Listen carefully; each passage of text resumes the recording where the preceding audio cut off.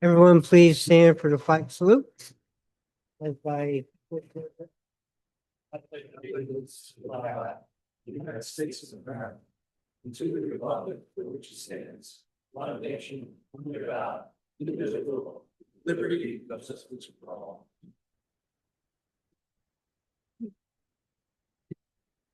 Thank you. Valerie, please read the statement of public notice. The Little Falls Township Planning Board meeting of Thursday, May 7, 2026 is called to order. Please take notice that adequate notice of this meeting was provided in accordance with NJSA 10:4-8 and NJSA 10:4-10 as follows. Notice of the meeting was properly posted on the bulletin board at the municipal building located at 225 Main Street, Little Falls, New Jersey on January 8, 2026. A copy of the notice was sent via email to the North Jersey Herald News on the same date. Additionally, a copy of the notice was filed in the office of the township clerk. Please note that this meeting is being taped. Therefore, we ask that you speak loud and clear into the microphones. Thank you. Please call the roll. Mr. Barry, Here. Mr. Karaj, Mr. Luke Damiano, Ms. Cataldo, Mr. Seaver, Here. Mr. Poshis, Here. Mayor Damiano, Councilman Scoba, Here. Dr. Abdi, Here. Mr. Dolan, Here. Mr. Rima, Mr. Jordan, Mr. Brigliadoro, Here. Mr. Koblars, Here. Mr. Barry, Here. Mr. Kilpatrick. Here. Thank you. Councilman, do we have anything for the board tonight? Chairman, at our last council meeting, no concerned resident came before the governing body. Thank you. May I have a motion for the approval of the minutes of the April 2nd, 2026 meeting? So moved. Second, Second, please call the roll. Mr. Barry, Yes. Mr. Seaver, yes. Mr. Poshis, Yes. Dr. Abdi, Yes. Mr. Dolan, Yes. Mr. Jordan, Chairman Kilpatrick. Chair votes yes, the minutes are approved. There are no resolutions to memorialize. This brings us to our applications. Our first application tonight is ordinance 151542. An ordinance of the Township of Little Falls amending the downtown redevelopment plan pursuant to the township's adopted fourth round housing element and fair share plan as permitted by the local redevelopment and housing law, NJSA 40A 12A 1E2 SEQ, which ordinance was referred by the mayor and council to the planning board for a consistency determination with Little Falls Township Master Plan. Any comments? Mr. Chairman. You swear Mr. Barry. Mary, you swear from the testimony that you're about to give before this board is going to be the truth, the whole truth, and nothing but the truth? I do. Okay, thank you, Chairman, members of the board. We have a very simple ordinance amendment this evening. It's an amendment to the downtown redevelopment plan. It's one of the hopefully final cleanup items to address the township's fourth round housing obligation. This is one of the recommendations that was made in the housing element and fair share plan that was adopted by the board. And this ordinance simply institutes a maximum residential density for the sub-district B and sub-district C portions of the redevelopment plan, which permit multifamily residential developments. Right now, the plan is silent, so theoretically, there is no cap on the permitted residential density. But as part of the housing plan, we indicated that we would institute one. So that limit would be 50 units per acre, which is consistent with the projects that have been approved elsewhere within the plan area by the board, some of which are under construction right now. So it's really just a cleanup item consistent with the housing element and fair share plan, as I said, which is an element of the master plan. So absolutely consistent with the township's master plan and designed to move that forward. Thank you very much. Any questions for the board?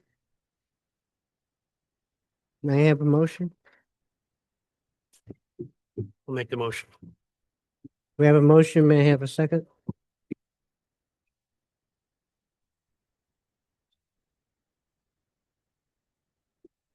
Yes. That was exactly what Mr. Barry was saying. Do I have a second? May I have a second, please? Second. Please poll the board. Mr. Barry, Yes. Mr. Seaver, Yes. Mr. Pocious, Yes. Councilman Scoba, Yes. Dr. Abdi, yes, Mr. Dolan, Yes. Mr. Jordan, Chairman Kilpatrick. Chair votes yes. The ordinance is consistent with the master plan. First application or second application tonight is Northbrook Developers LLC, 180 Francisco Avenue. Good evening, Mr. Chairman, members of the board, entering my appearance on behalf of Northbrook Developers. John Vettery, 3 University Plaza, Suite 207, Hackensack, New Jersey.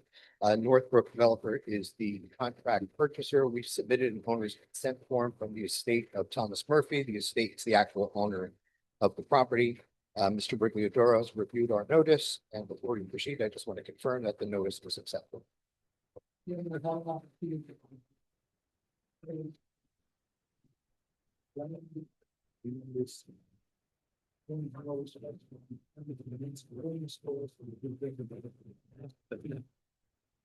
Thank you. Thank Proceed. Thank you, Mr. Brigliadoro. So at the next application, we have a minor subdivision proposed property at 180 Francisco. Luckily for the board, I don't have a long history of this property. There's a home there, actually 2 structures that are located on the property. According to the tax records, they were built in 1950 with perhaps a small addition to the detached garage to add like a little bit of like a rec room or a tool room. So there are 2 detached properties that are located there. The lot is significantly oversized for the R1A zone. R1A is 15,000 square feet, and this lot is well in excess of that. In fact, even as subdivided, the lots are nearly 18,000 square feet, almost 3,000 square feet as subdivided. So it's a bit of an anomaly in the area. There are larger lots, and we're going to put on some testimony this evening to show. Take a look at the neighborhood and look at the variance that we're seeking. So we have 1 single variance tonight, and that's lot width. So it's a 145-foot lot right now, and we're seeking a minor subdivision with no other variances, no other setbacks. In fact, we'll go over the variances, the chart of what would be variances, and encourage Mr. Mari's report that he submitted to the board that just about every criteria is not only exceeded, but well exceeded for the R1A zone, with the exception of the lot width. And we're not taking that lightly, and we're going to put the testimony on to show that this fits into the neighborhood. Just a point of housekeeping, we did receive a letter that I submitted to the board from the neighbor directly across the street, Mr. Joseph Kaminsky. I advised him that I cannot read this letter aloud, but that I would submit it, which I did submit to Mr. Di Maria, and that it would become a part of the record. It was a letter of support for the application. So this evening, we have 2 professionals who are going to testify. First professional is Adam Lasoda. He's been before the board before. He's going to testify in the area of architecture and describe the home, describe the orientation on the lot, and he'll also speak a little bit about the proposed site of the property. There's a 40-foot easement that many of you are familiar with. We've run across this on numerous applications for the Jersey City water line. In fact, some of the properties, including the property at hand, were built on top of the easement, which is not a very good thing, even though apparently it's very deep, but it's not a good practice to be building any structure, let alone a home. And so that's one of this application. Both homes are being taken outside of being built on a water easement. Then our second professional is Dave Santina, who I think you guys know as well. Dave is going to testify in the area of engineering. So with that said, bring up Adam Lasoda. I'm sworn in.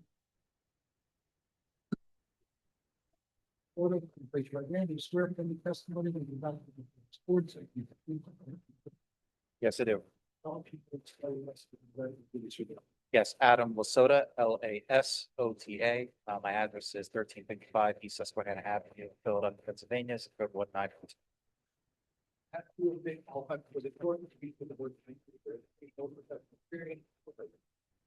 Yes, was graduated from NJIT back in 2012. Subsequently was licensed person in the state of New Jersey in 2018. Subsequently, I have now licensed in 3 other states, so 4 states in total, and all 4 are in the state. Accepted. Welcome back. Thank you, Mr. Chairman. Great. Sure, Mike. I got it before, one of the exciting poems. I think this whole- You're gonna. So this was submitted, and that's a cover page of what was submitted, but we want it to be. These are the exact one. Yes, it would be 11.17. Yes, waiver, there's a lot. Okay, what do we want, I think the fire is part of it to be. He said the, one. The number one.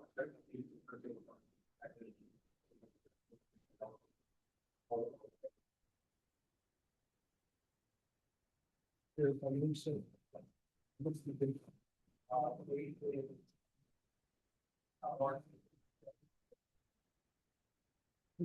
Wait.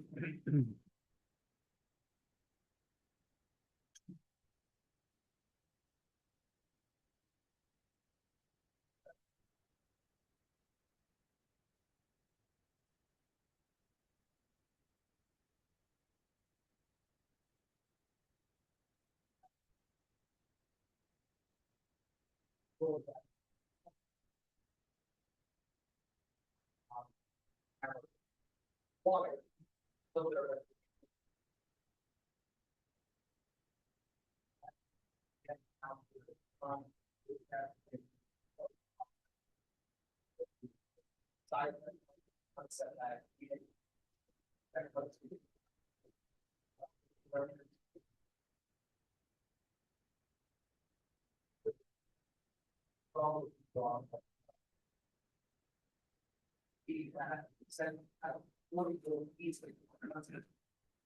Right, the little side thing that we have is. So the talent here, front line, long.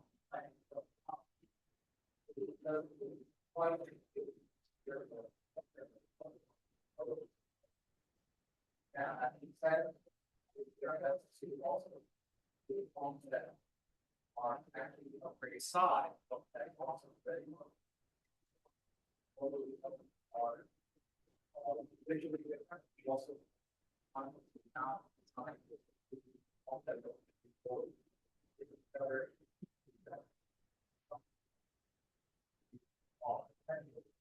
So we get our best. Very good.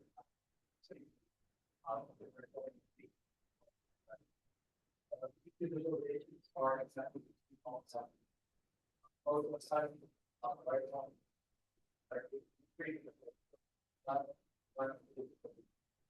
So on the phone, on the right, we have a 1.5 story problem. So. Typically, we go to front lot, so. Oh, something fine.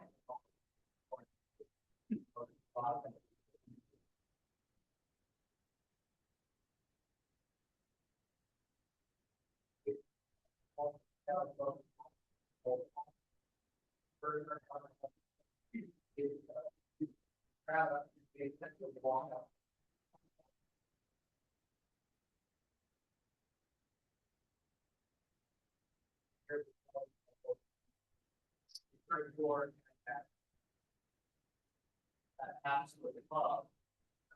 Awesome. And here's the part was. All of us in that. Okay. Lots inside.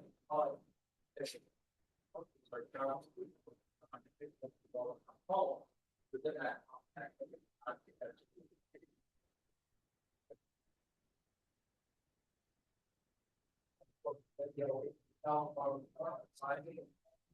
All of this one. Right, but the applicant has actually changed the color. It shows much darker. The applicant's changed the color of the ranch house to be much lighter.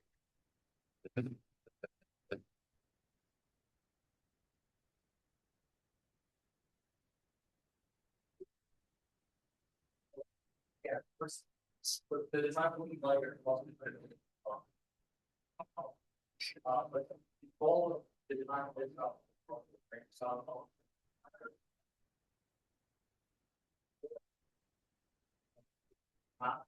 What was. What is your. What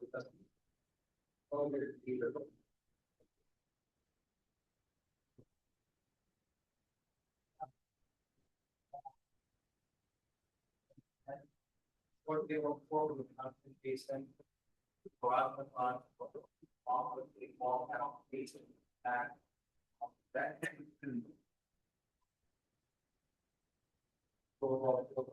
See how this one, hold on, or not. Yeah. Change that. Or.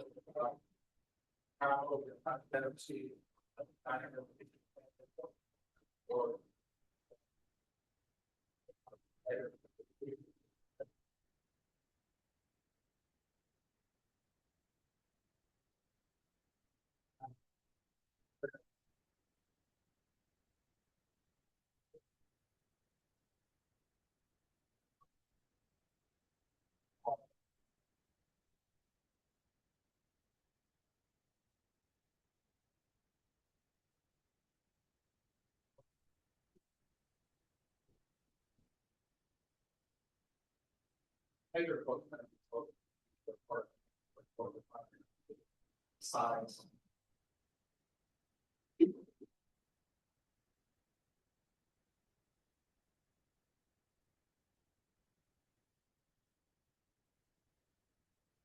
Thanks, Adam. No further questions of the architect? Just, I have a quick question. So the first home you showed, how many bedrooms was that? How many bedrooms was the first home you showed? Where's the second bedroom? I can't find it on this one. I see the master, I see the family room, I see dining room.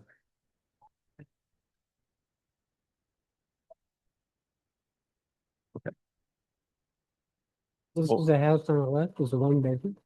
So no, one, smaller one, is the one that. Small, or panels. There you go. Any other questions for the board? Thank you. Oh, I'm sorry, our professionals have a question. Yes, just along the lines of the question about the bedroom is you've got the upper floor labeled as unfinished attic. Is that going to be, I mean, if somebody wanted to make additional living space up there, another bedroom, bathroom, is there going to be clear ceiling height to accommodate that? Or is it truly attic space? Okay.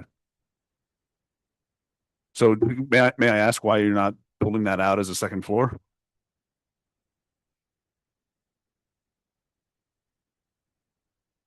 Is high.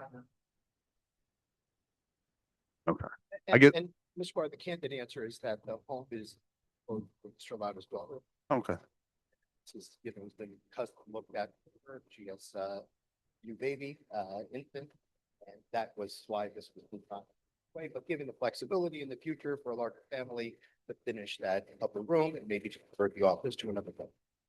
Yeah, just think, Unusual to see someone that wanted a smaller house, and I think it's nice. I think it's perfectly fine. I'm just thinking from a standpoint of if we're tacking additions on in the perhaps near future, if the architecture has planned to accommodate the growth in that space.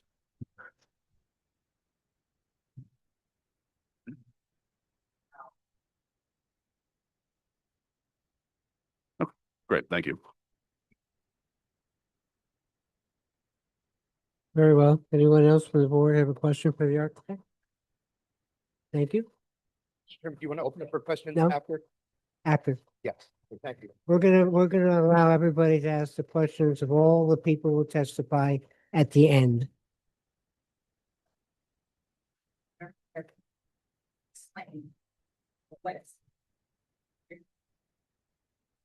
Well, it's certainly not our desire to give.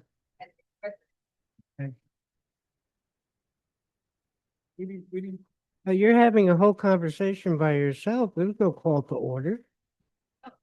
No, I was not. Do not put words in my mouth, Mr. Brigley. I'm sorry, did I take your? We're gonna hear from seven. Mhm. Correct. Well, there's 3 witnesses. There's also the planner. Yeah, no, no problem. Mr. Chairman. Then you are correct, Mr. Brigley. Thank you. Thank you, sir. Mr. Fantino?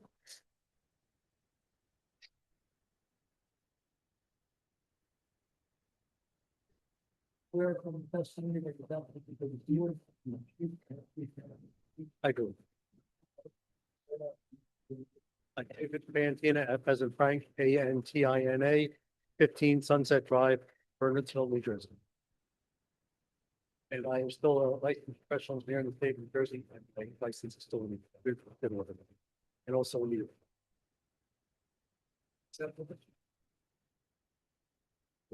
Accepted. Before you get into your trip. For the public.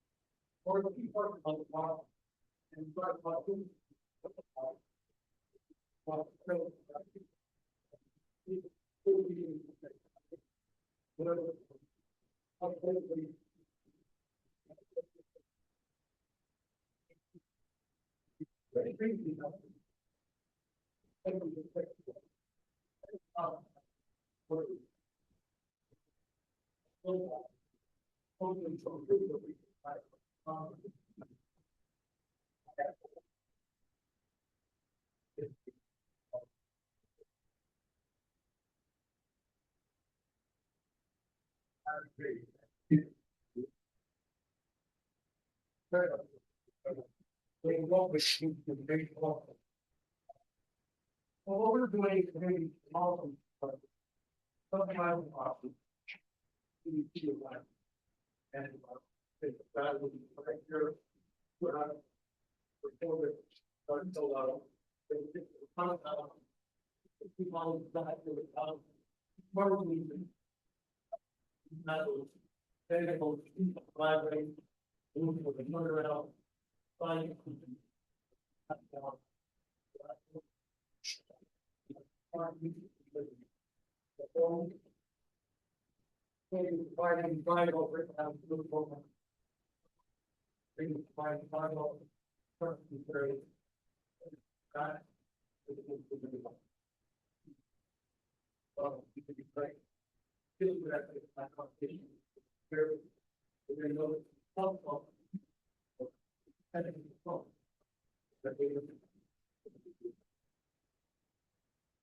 Dave, there's currently no stormwater management, right?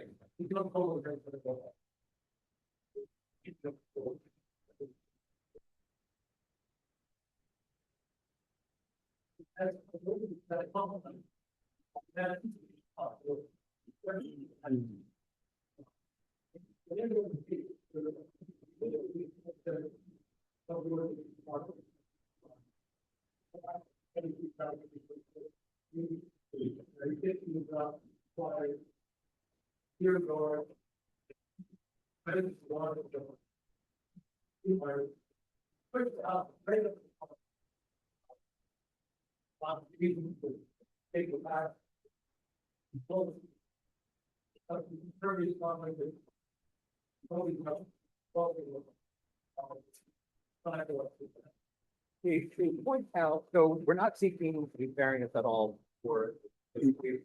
Our A zone permits 30 feet from your lot, but describe the size of the right. So really, when people look at it, they really look at it from the curb to the house. Yeah, we have 30 feet from the side, from the street. Yeah, 30 foot yard.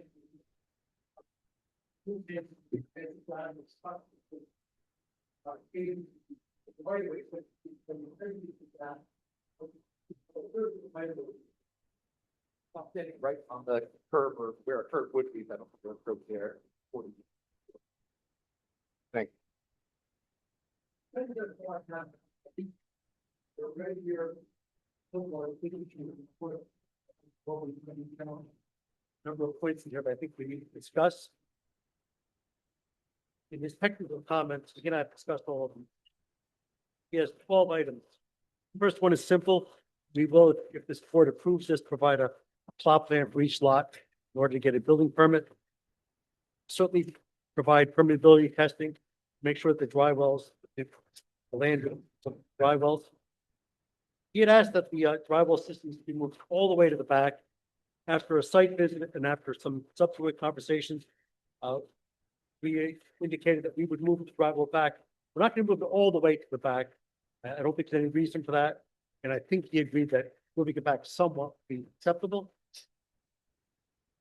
Item number 4, there's a typo on my plans. It should be 2 dry wells, not 3. It should be 2 dry wells. That'll be corrected. Item number 5, I described some pump to extend the front. Item number 6, he asked for safety fencing along the top of that retaining wall. Retaining wall is right on the property line with the neighbor. And what we're planning to do instead of that would be put evergreens above that. That's not a walking area. Anything you expect to be. We believe that evergreens or bushes in that area would prevent anybody from showing them up there. Item number 7 is really a county issue. He asked me for curbs to be installed. Talking to the county about that. I think they'll require a concrete curb. And then the last 5 items are really cleanup type things. We need to get, say, county planning board approval, SCD approval. If there's any additional agreements to be entered into, sure the city water company will do that. Add signature block, and apparently the north arrow is shown in the wrong direction on one of my plans. So we really take no exception to anything that Mr. Kovalar's said. And that's really all I have. That's the last. The water pipe, 40-foot wide, is going under a section of the deck. Can you explain that? Yeah, wait for that. Architect. So we've had communication with Jersey City where they will permit a limited amount of approach for things like a patio, paver, a set of stairs, a shed, with the understanding that if it had to be moved, it's on the home. So we submitted the plans to them and we want those. Very good, thank you. Any questions of the board? I'm sorry? Chairman, I have a question.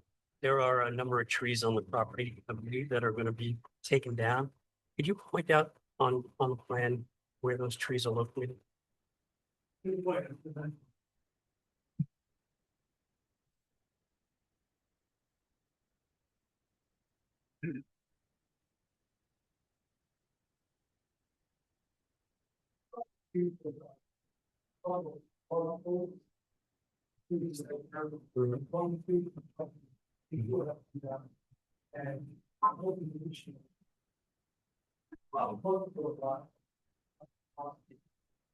If the applicant advised, there's 3 trees that we thought needs to be removed. 1 can remain, one of the large trees in between the home, and 2 will go, and then we'll coordinate with the Liverpool Shade Tree Commission to plant was within reason as many trees as that pine board sees fit. Thank you. Any other questions? Go ahead, Helen. On here, the applicant information, it is, I believe, the developer that it's going to do all the work. So my question is, are these 2 houses, are they going to be developed by the developers and they're going to sell it? Or is it, because you did mention something about a family member, or Both are they are going to family. be built? Okay. Both are family. Any additional questions? Any comments from our engineer? Yes, in regards to the retaining wall, it's proposed about 5 feet off the property line. Along the property line, there is a mix of old wall, some other debris, a little unsightly as well. I was wondering, have you had an opportunity to discuss with adjoining property owner, maybe your proposed wall along the property line and cleaning up that area? Yes, correct. Well, I talked to the owner about that. What we thought we would do is, you like the idea to keep the wall where it was? That would get control of bad things. But we'll probably talk to that and we'll just, fill a rating between them. In between. About that, the wall, like railroad tie wall. Yes, yes. That were cleaned out. And, Jeff, sir. Any additional questions? Just in regards to the location of the dry wells. Previously, I'd requested to move them all the way toward the rear. The intent is to just provide some usable yard area. In case any of the future owners want to put in a pool, play set. So doesn't necessarily have to be moved all the way in the back, but like may be beneficial for both properties to provide some usable space. You agree? Yes. Any other questions from the board? There was also a question about the sump pumps in the basement. Is there a reason they're not going to be tied into that dry well system? I try never to tie some pump into dry well. Because what happens is if you apply groundwater or a wet condition, the water just keeps recycling. Keep, sending the same water again. Even if you're going to move the dry well to the back of the property? Yeah, unless the dry well is well below where the basement is. So I always try to make a separate system. So. Okay. Separate system meaning just discharge to surface? Yes, But isn't that just going to recycle? no, one thing that's on the surface. And what this football said, we're worried about. So we can make sure that we put it someplace that affect any neighbors. Yeah. The best place there. Oh, it's A question about where the air conditioning unit's gonna be. I'm assuming this is central air. I don't know where that is on here. What's that? So where would that unit be? Out back, on the side?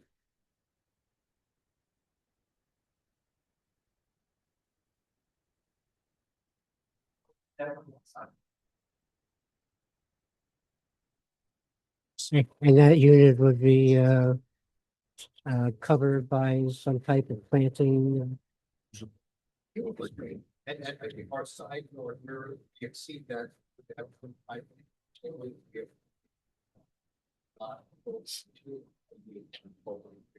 There's enough room to screen it. Can you discuss the widths of some of the properties in the area?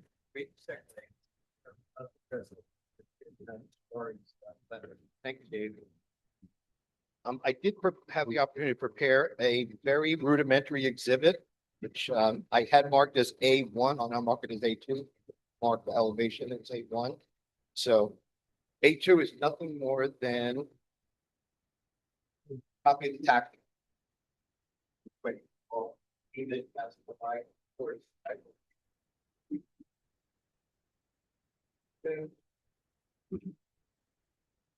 Okay.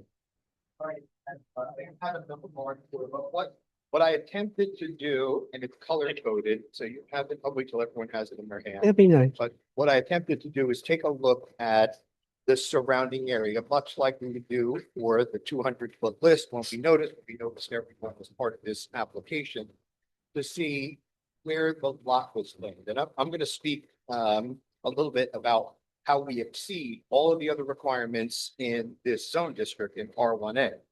In this case, the one variance that we are seeking is for lot width of 72.5, whereas 100 is the requirement. And one of the things that you look at when we're doing this in terms of how this will meld into the neighborhood, will it be cohesive with the neighborhood, is just to look at the neighborhood. So everything marked in pink. So we see Notch Park Road here. Running parallel with that is Francisco, and perpendicular is Stephen Place. So just about every single property on Stephen Place is deficient. They're all essentially 75-foot lots, and they're many of them deficient in lot area. They're deficient in lot depth. They're deficient. That subdivision was probably around the same time in the 50s as this home that's here on lot 12.1. But in addition to that, even on Francisco, where the lots are all equally as deep, they go back as deep as 250 feet. There are two properties that are deficient, 175, one close to about 94. And then I was surprised by the amount of properties on Nagarpar. That was a development that has larger lots, but because of the configuration of the street and some of the bends, you have 1, 2, 3, 4, 5, 6, 7, 8, 9 properties on Notch Park Road that are deficient. Some of them minorly deficient, but deficient nevertheless, and those lots are much more deficient as it relates to lot deck. So we're left with a property here that's very similar to when we had the Ridge Road application at 21 and 25 Ridge Road. At that time, someone took a lot very similar to this and built we all know the house, built a giant 4-car garage. It expands the entire, it's 150 feet of frontage. It expanded the entire width of the property. And one of the things I want the public to understand is that we're not seeking a variance for any setback. So even if the board were to see fit to deny the application, someone could build a home on this lot that stretches out within as long as we stated the side yard, and we are saying it's the side yard. Someone could build a house right at 30. So none of that case. The only thing that we're asking the board for as part of this minor subdivision is a variance as it relates to the lot width. And I think what this exhibit shows, we had some narrative typed up as well, but picture's worth 1,000 words. I don't think I'm going to submit the narrative because we see that there are more than enough. Let's not call it a majority, but there's quite a few lots that are undersized just as it relates to the lot width. Forget, I didn't mark off all the other deficiencies. And when you look at this in terms of lots area and what our side yards are and the backyard setback, like we're way, I'm just going to highlight a couple of them. So this lot's almost 36,000 square feet. We need 15,000 per lot. We have 17,876 on lot 12.02, 17,813 on 12.3. We need a depth of 150 feet. We exceed that by almost 100, 246.57, 245.7. Side yards are compliant. The minimum rear yard, we have to stay 35 Park Road. We are 152.6 feet away and 141.8. Building coverage, we have to stay under 25%. We're only at 14.9 and 14.4. Maximum roof coverage, you have to stay under 55. On the one lot, we're only 20 because of the size of the house. About house, 2,800 square feet, we're at 21.6, and the other home, we're at 25.85. And likewise for our maximum height, we're allowed 2.5 stories, 35 feet, and we're beneath that on both of those. So this is not the story of we're going to cram 2 houses onto this lot and nothing is going to work. These lots work very nicely. We have a couple of examples elsewhere in the community with some new construction, and those lots are only, I think, Ridge Road and Story Left property. Those were, I think, 62.5 feet. They had their own set of circumstances with them. This is a much larger lot as it relates to lot depth. So in looking at, some of the planning justification, I'll be very brief on this. I'm not looking at anything with respect to C1 because this is, the lot is what lot was created many years ago. But, if we look at positive and negative criteria, the benefit of this application, as I see it, we have a house been vacant for a while. It's in disrepair. It was only the appreciation when the house was laid out. And the room on the side of the garage always made it look like a little carriage house or another house on the property. So visually, I think if we look at this, purpose, Mr. Perry, if I got that right, the project, promotes a positive aesthetic for this neighborhood. We have 2 beautiful brand new homes that comply with every single criteria, exceed every single criteria except for one. It's providing something that our master plan calls for, and that the residents, when they had the meeting at the Civic Center, asking the residents what they're looking for in town, and the number one was single family housing, and this is providing new single family housing in the township that's quite exciting. Promoting efficient land use. does this promoting improvements with respect to drainage? There's no drainage right now on the site whatsoever. The applicant's going to be spending quite a bit of money to make significant improvements to the drainage. With respect to detriments, I can't see any detriment. No one biased with the application, but objectively, I don't see any detriment to this application at all. It's not going to cause any detriment for anyone. It, I think based on the experience of what we see, Little Falls new housing, which is a rarity to find an opportunity to build new single family housing. And that's the benefit. So no detriment there. This is not out of compliance with the zoning intent for this area. And I think it promote the property right now that it is not really being well utilized, and something productive like this for two single family homes, which are permitted use in the R1 zone, it would promote the purposes set forth, create a very positive environment for this neighborhood. So I think those are a lot of the planning aspects of this, and particularly with respect to the lot width. This is not an anomaly for that area, but we have dozens of properties right within this 200-foot area that are. Does that conclude your presentation? May I have a meeting to open up the meeting to the public? A motion to. So moved. May I have a second? All those in favor, aye. Aye. All those opposed? Meeting is now open to the public. Anyone wishing to testify, speak before the board, please come sir.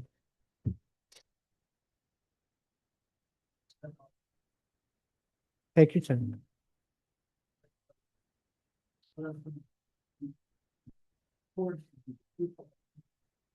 Absolutely, yes. My name is Teresa Bogusewicz, Bogusuzewicz. I live at 163 Francisco Avenue in Little Falls, obviously. I have one question. My question is, what is the lot requirement with the division? Will be all. Like to know that. And my statement is, I've lived there since 1989. Love my neighborhood. Love my neighbors. I love the construction and the way this, the whole, all the homes are. They're fine. They're beautiful. I have no objections to one. It's the two homes close together. Well, in that area, absolutely. Thank you. Well, you had a question. That one?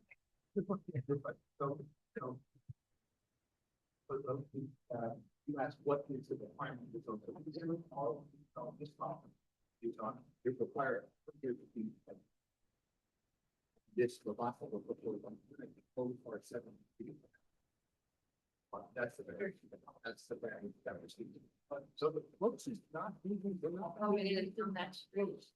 They couldn't see the ball on it for here for decades to say, how the 30 feet from the 45 feet, 50, 12, and 12, and of course, we see.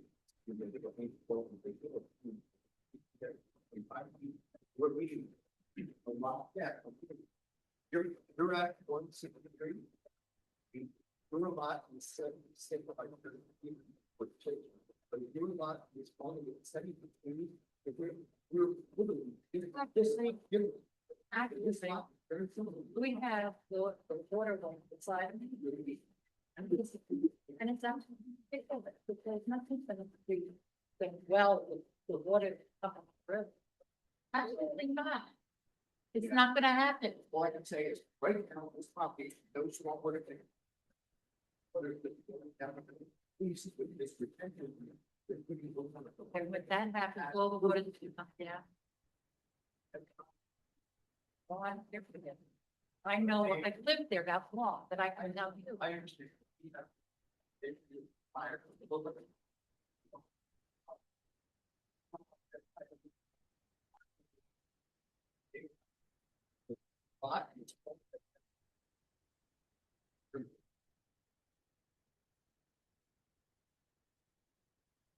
53 Francisco Avenue.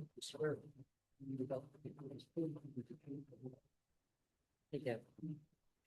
So you want to jet that, that over. But well, and at first, everybody was saying they were rich. Then it was the board who was fired and it's under you. Nobody's taking care of the street of that. So all that, that's up my backyard becomes a lake, and it's only getting worse as the more development streets happen. So if you want to put your drainage, put it in that street.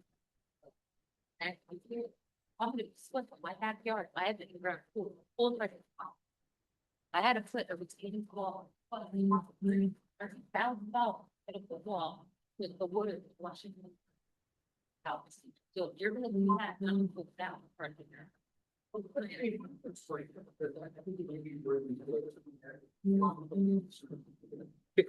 Can we see what she's talking about? Because I'm backwards here on this one, real quick. There's a drainage ditch. That goes, crosses the bridge, and you can see it just like the other side, the eastern side. We're going to show. And but I think for the purpose of this video, the president had a kind of what we propose tonight is not exactly. They're not gonna get better.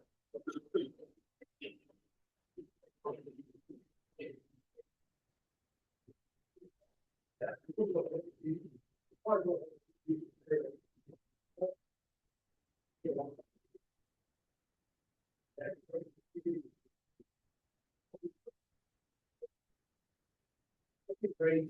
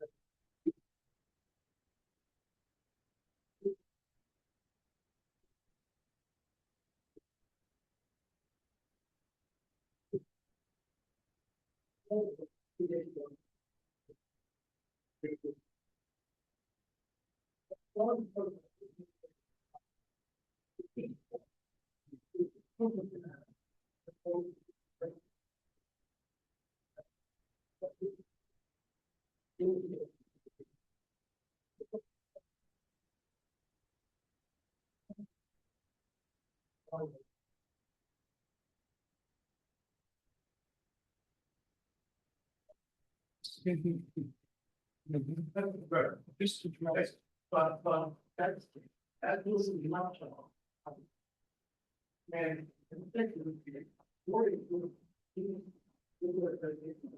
Our quarter to year.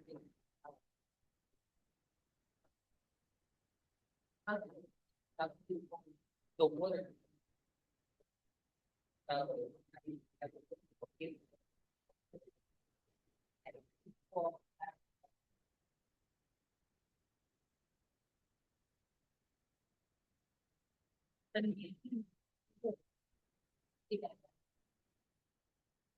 Which is fine.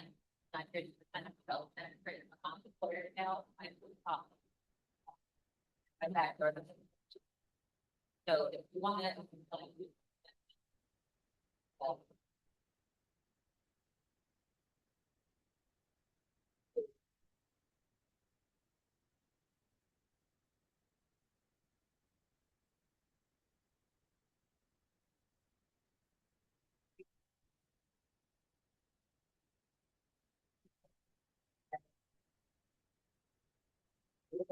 You're right. Okay, so how much?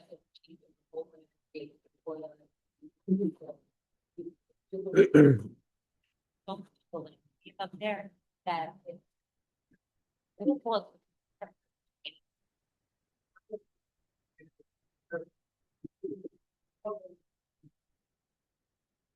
The fear that it would be.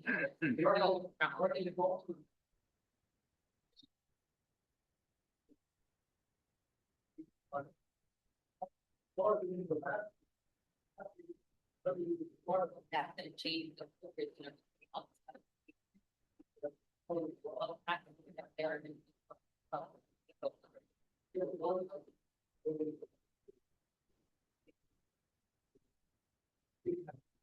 you're gonna have a, what, a one bedroom? That's gonna be a two bedroom, three bedroom.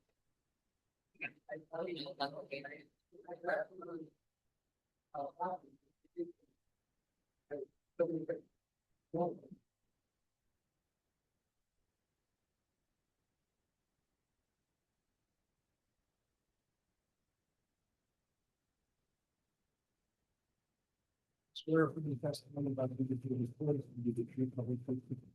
Yes. Please tell us from the announcement that was just made. And they want to answer. 13. It's no less. Without each of the. So I believe the testimony that I heard this evening, we have a big lot but lovely house. That's not being maintained. I think about improving the neighborhood. I think about the dire circumstances. These additional taxes. I've been involved in real estate and stabilization built for about 40 years. What I see here, the only people that have bought these houses in the sale of the state that may be increased in value of those two lots in that land. Which wants to create two lots to build two houses. We're in that lot, in that area. The compensation we're justifying strong amount is based on houses around the corner that were built before any of us were born. Not new construction, not improving the neighborhood, not justifying two houses. And something, the situation is that nobody can buy that property for better price. But the idea that we're putting two houses into an area that particular side of the street is what it is. We can't compare it on the block. What else has been done, what's been done in history to this area. So I'm looking for a monkey wrench. But my next question would be, if we subdivide here, are we maybe thinking about center? And we'll not put ADUs. If you use enough, we can put additional dwelling units behind those houses. Is that what the town may be thinking about? Maximize every square inch. What's coming up is a great idea for the senior citizens. That's what we built. If this particular lot, this particular street, I don't see any damage to the town, to the neighbors. You also be living in other than no disrespect, they can put real estate, not put one dimension. We've had people that live there now, it's greater than someone who's getting an extra dollar for property, but who's going to get the chance to get two houses where they should be.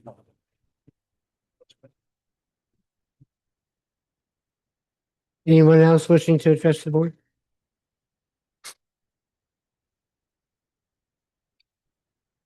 You swear from the testimony about the people in sports.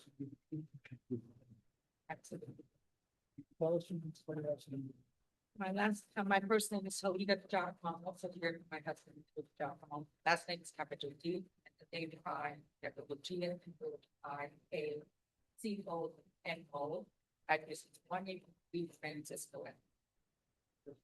Helena, H-E-L-I-D as in David. Thank you. I'm going to address the board and if I mispronounce your name, I apologize. This is a matter of fairness, but it's also a matter of financial gain. And I moved in with you in my husband and I moved in 1981. At the height of the interest rates, 18%, 19%. We chose Little Falls, that area. My husband grew up in the Singac area of Little Falls, his entire family. In fact, he was on the planning board in the 1960s. The Swansons, who owned 180 Francisco Avenue, and the Nagels, who owned 182, could have submitted the same application. But we had respect, we had trust, we had sense of community and fairness. Before they left, they could have made a financial gain and brought it before your planning board.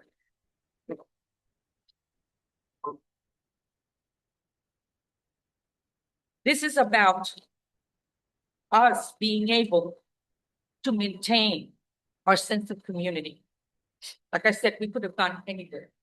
We chose that area for the tranquility, for the sense of community, for the landscaping, but also anybody who doesn't say that about protecting your financial investment, which is your home, that is the biggest statement, would not be truthful. So here we're going to, I hope, and I plead with the board to do the right thing, to be just to an entire community. We don't see each other every day. We don't talk to each other, but we know we're there for each other. No matter if you're on Francisco or Knoxville, it doesn't matter. That is the sense of community that this town has. And maybe some leaders want to stray away from that. That would be a shame, because that's what makes Little Falls unique. The respect that we have for each other, the trust that we have for each other, cooperation, all those positive things. And our property will be devalued. We went up for that reason, not granting a variance, out of respect for the road that that time, now the Nelsons live there. For these, we know each other, like I said, we don't need to speak to each other every day. We don't need to socialize with each other. We know we're there. And that's the reason why we went up.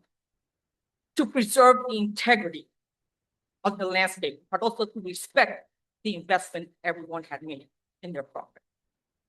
And here we're going to benefit one person who's asking for the variance, agreed to monetary gains. What about the rest of the community? And never mind what's going to bring the hardships of other people. In the height of the real estate, we could have sold. My daughters wanted us to sell. I have a 45-year-old and a 42-year-old. They grew up in this town. We chose not to. We chose to stay there, even though it has caused somewhat financial hardship at times. But we love our community. We love our area. We know who live there.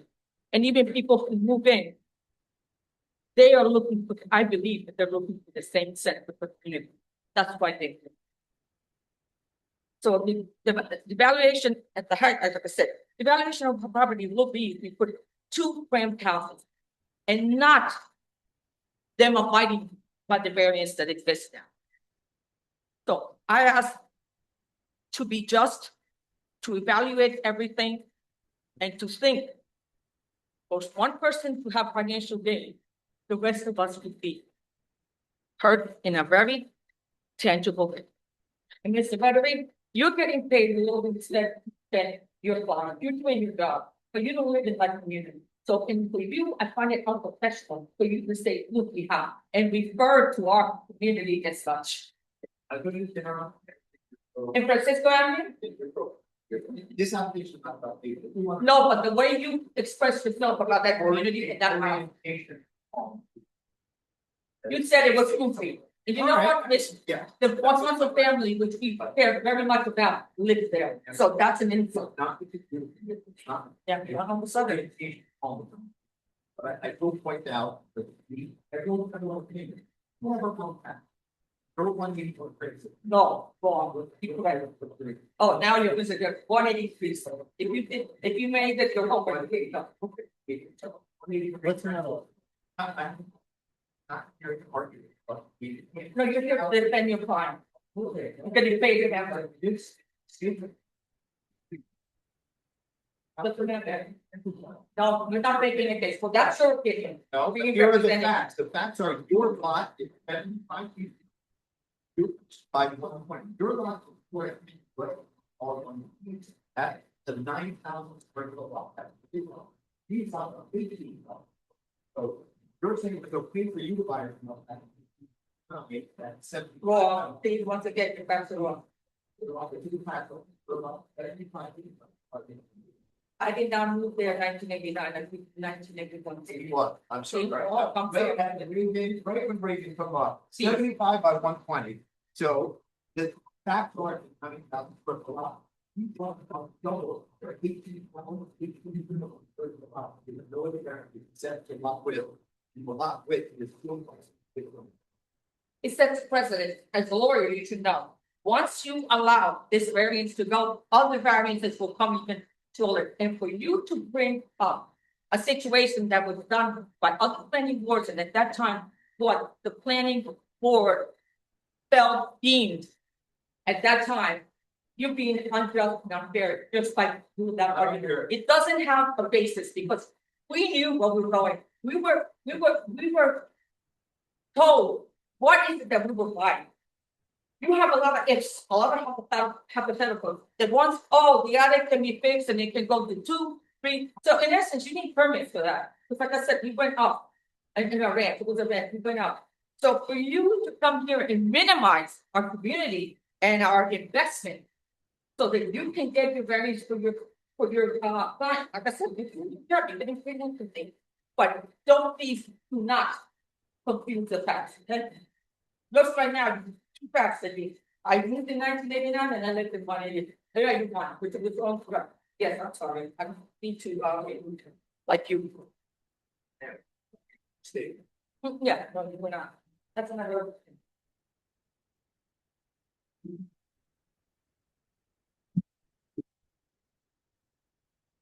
Swear from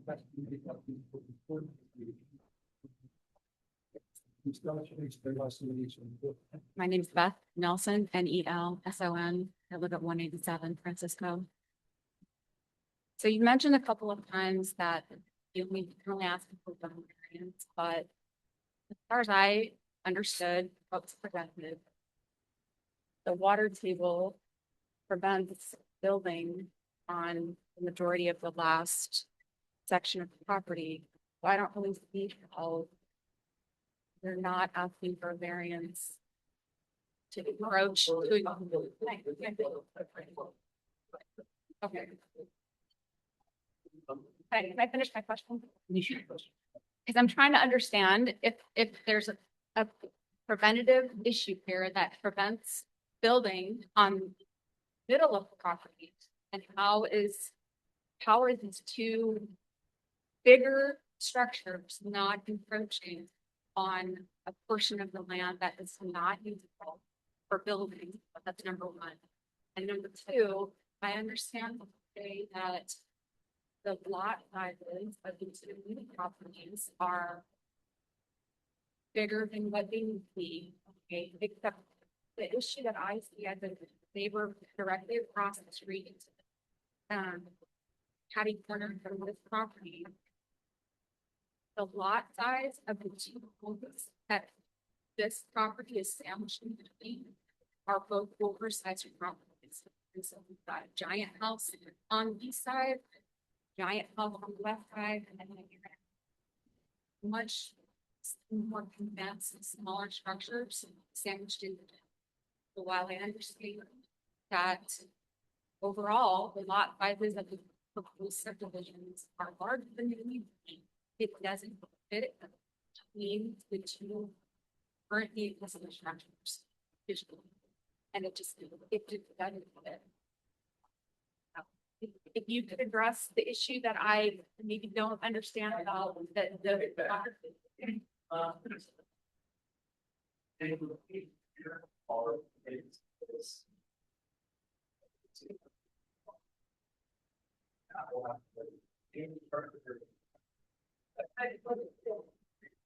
What is this state?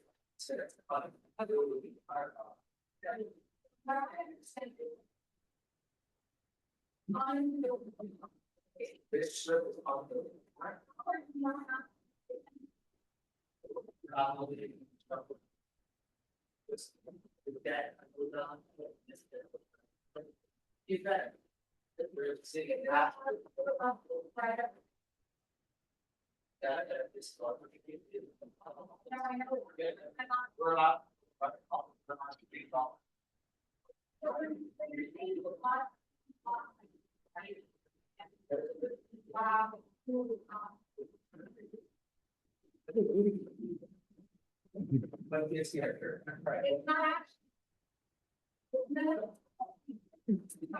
So.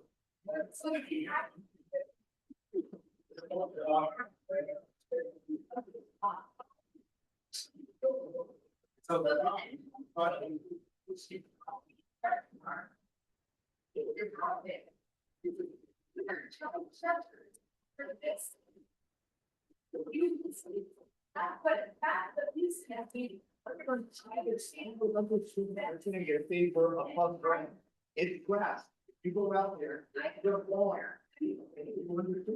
The neighbor probably to the right, the neighbor to the left. Can we just have one person speak at a time?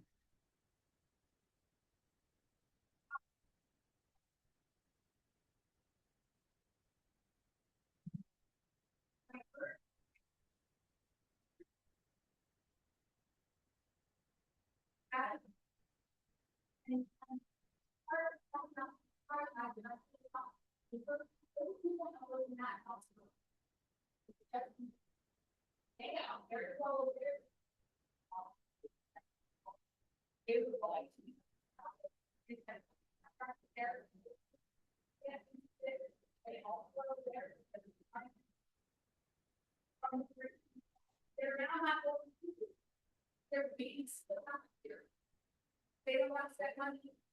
They don't want. I would say. We put a rotation on. I would say.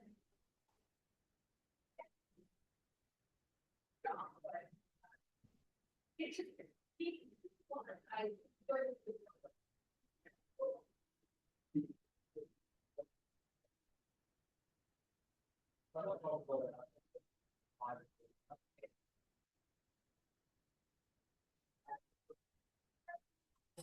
So they form the rock, we put a position in this house.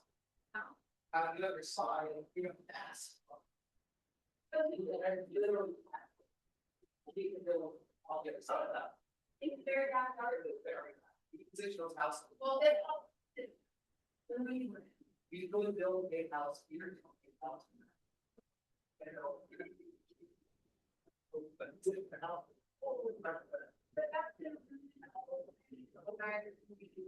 Well, that would make, that would have a problem.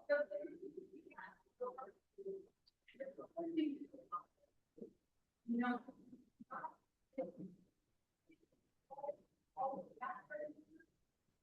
Everyone, running out.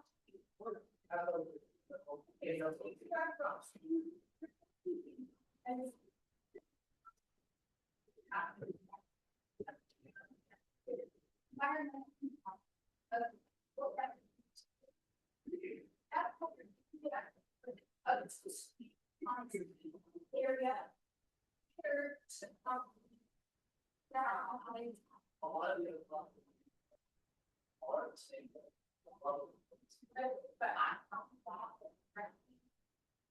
Next, bringing this one. But it's not been a on this side. and how many?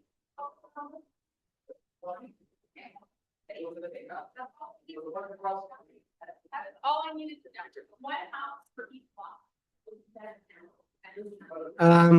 You're not sworn. You can't come. If you want to make another comment, you can come up.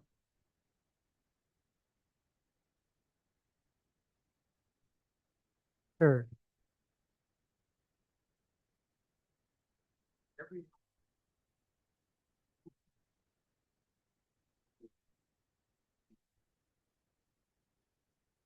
I did not mention anything about the lot size of my house. I am not in between or next door to this proposed construction. I understand that my lot is not as large as the two neighbors. That's why I didn't bring it up. So I appreciate the compatible stats. But that is not, in my opinion, the two touching properties are oversized lots.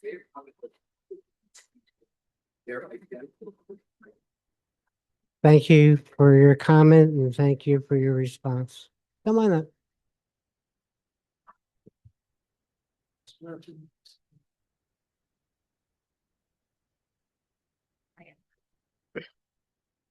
Please tell us your name, spell your last name, and your address. My name is Dawn Castro, Castro. 13 Notch Park Road. I think we are everyone's newest neighbor. We moved in November 2024. So, I think it's beautiful how long everyone has lived here. I have two quick questions and quite a few statements, which I will try to be mindful of time. I have never been to a planning board meeting, so I read where it said any interested party may appear at the hearing. What I don't understand is this more of the decision is done and approved, and this is more of just a question and answer to kind of help us come to terms of what's happening? Or is this decision not made yet about the variance? This board will render a decision on the application. The application has not been decided. That's the reason why we hear from the applicant, these witnesses, we open it up to the public, we take comments from the public, we take questions. Okay. All of that information is part of the record. In the case, whether it's if we're not presenting, buys the law, makes a decision. Okay, thank you. Okay, something.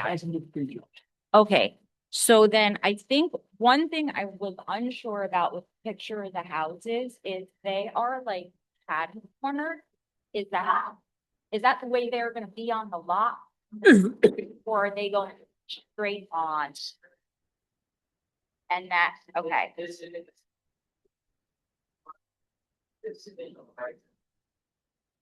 Okay. Okay.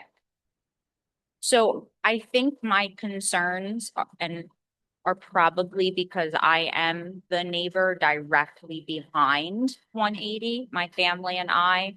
So I know when we first moved to town, I had within 2 weeks period, 4 random people that I never met before come and say, be careful, this whole area has a flooding issue. This is what your previous neighbor did for the flooding issue. This is what this house did. This is what this house did. That's what they do. And that's what they do. You have to just be careful with flooding. So I think when I saw that we were going to turn one lot into 2, that was a big concern for us as far as flooding. I think the reasons that, to keep it, to not bring my personal opinions into it is I'm concerned that if you approve this one variance for 72 feet instead of 100, it's going to set a precedent for it to keep happening. And just to pause on that for a second and talk specifically about this particular Great Knox section of Little Falls, it is very out of character.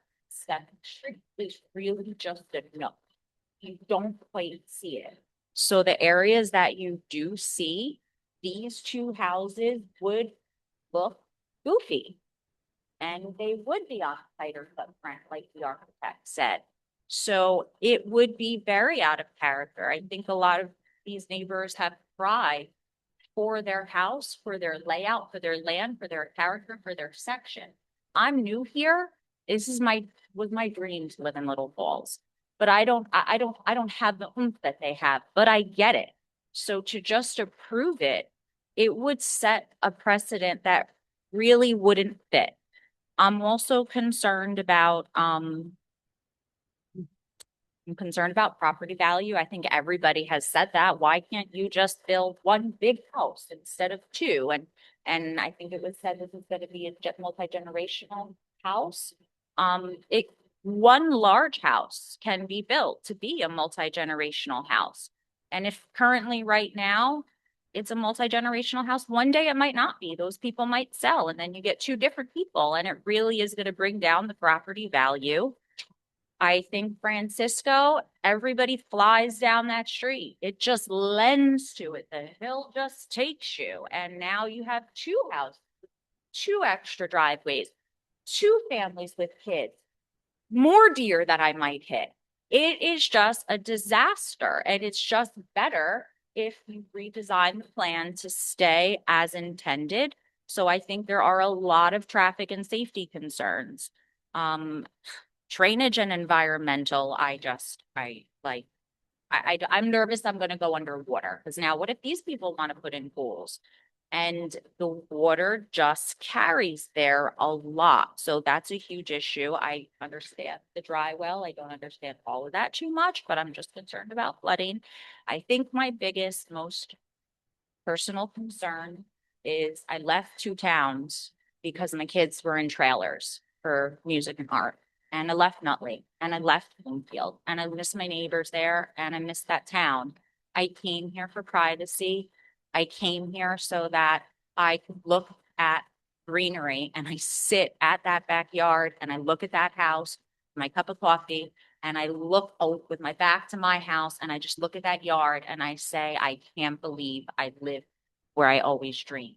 And to stick two houses on one lot doesn't have to be, but money can still be made for improvement, which is great. Now, if you start this precedent with two houses, you're going to get trailers in Little Falls. I don't want that for you guys. Like, there's so many towns that get a bad rap. So you don't have to be a school district that has to add trailers just to accommodate all the new bill. Do you want that for your town? I really think that there's another way to accommodate this family that wants multi-generational living, and you don't have to subdivide. You can still find an opportunity for neighborhood improvement and growth and keep it with one lot that doesn't look goofy on a tighter footprint, causes flooding issues, and everything that everybody else said. That's just it.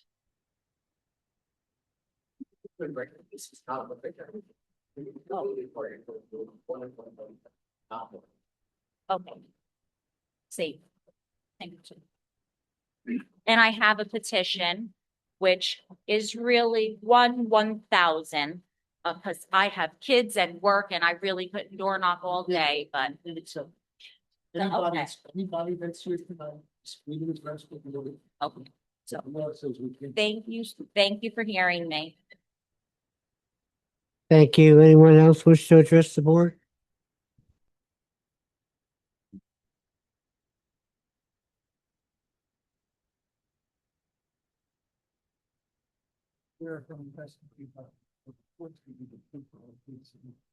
I do. First name is Wasim, last name is Rashid, Arsheed. Sheed. Address is 4 Laurel Court in Caldwell, New Jersey. I'm up here to speak on behalf of my father, Asar Rashid, who resides at 172 Francisco Avenue, which is the adjacent house, I guess it would be to the west of the proposed subdivision. And the other adjacent neighbor, Mr. Majid.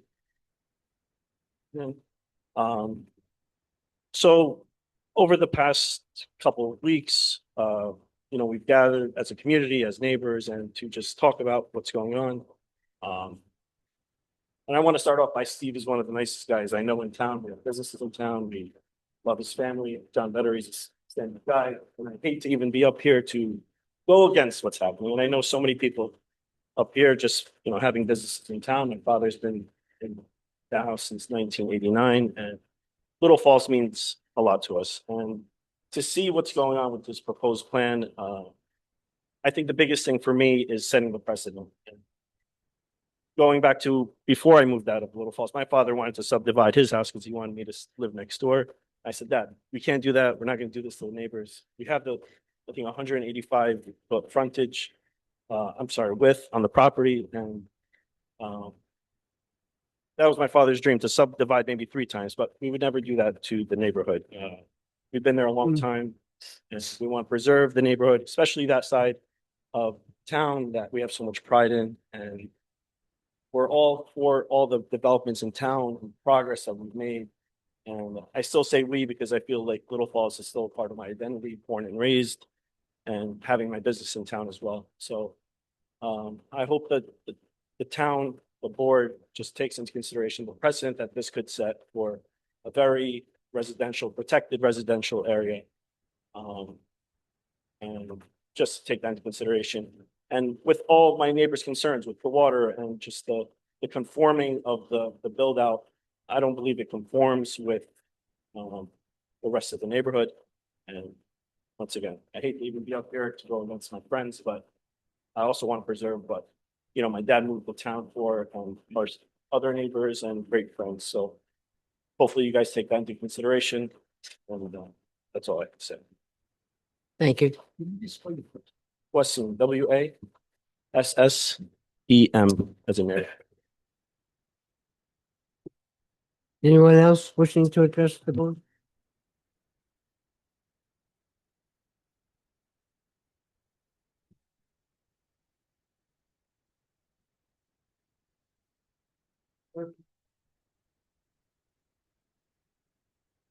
We did. Who's gonna do the talk? I'm gonna do the talking, but Bill sit here and be cute. I'm sorry. Some, SLO, ANE, person Paul. 232 Long Hill Road. And I have, people down. This proposed house, sort of doesn't fit in the neighborhood on the side of the street. The neighboring 2 properties are set back twice the distance as this. And the 2 houses on either side are so 75 foot wide on the west side. The other one's about 100 at the and these 2 very small, crammed in there, very tight, close to the street. I don't think they will. He cites things on other streets as the lots are small, but it's not in the case of the properties. Properties are there, too big, have some space, and are bigger houses. Just don't forget.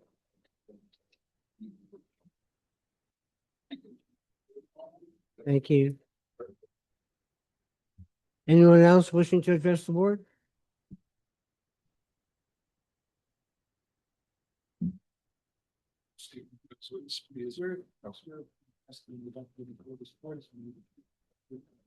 Yes, please tell us your name, spell last name, Stephen, STEPHEN. Last name, Beguzzle, B as in boy, OGUSZEWICZ. And I'm also 163 Princess Square. Now, I had asked a question, but I was not voting, so the sump pump, it's been pumping the water from this basement into the street. Will that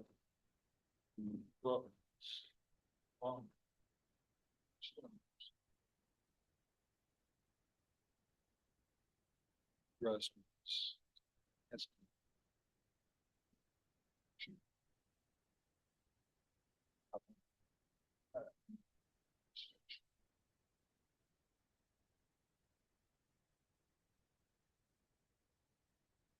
I think he's waiting for a response. Sump pump. Because they have 2 homes.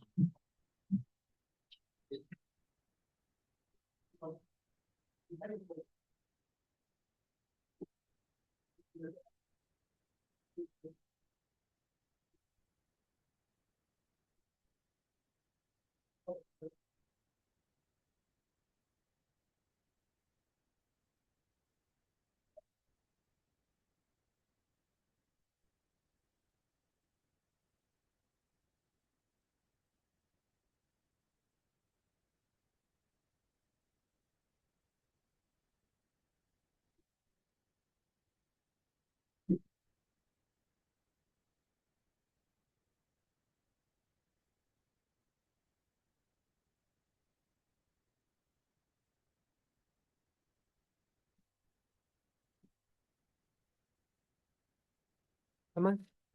Anyone else wish to?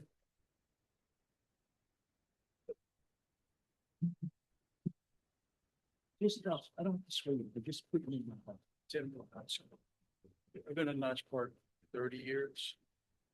My brother's-in-law, neighbor, outside, some pump from 7, 15, 20 minutes. So this is an issue. We live in, don't mind it so much, but there's an issue. This is just a night route. I'm sure the building houses will be affected. So it's-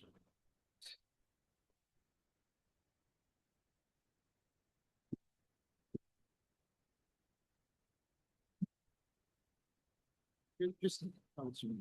Terry, the tree supervisor. Take them to work.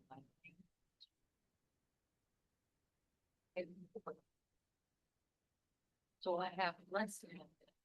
On them. Stop. Who really has to stop? All of them trying to come in, but everything.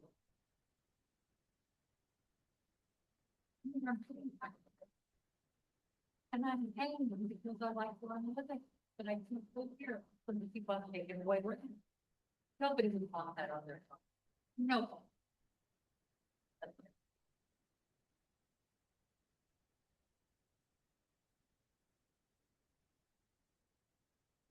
Where can you pass the money back to this point to do the? Yes, Roy Castro, Castro. 18 Notch Park Road. So on the property directly behind, I did have a question about the dry well. So how big are they? How much water can they hold?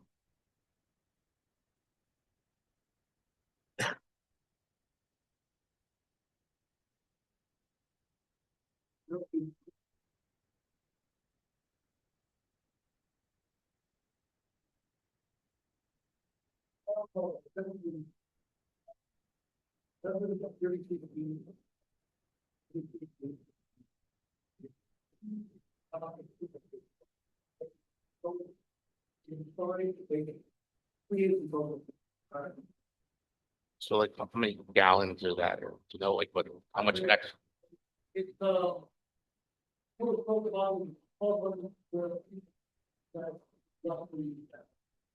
1,000 gallons. So that's just under, I think my pool is like 18,000 gallons. That's basically a whole pool. But then once that overflows, like you mentioned in really bad storms. Do you know how many inches of rain that is? You said the full range of rain time. What's the timing on that? So we know these storms that we've had recently have been a lot more than that. So how much are we dealing with? How much time of the flood? You said it will flood and then they're down the road. Today, what are you? So it's the fourth grade. What are you?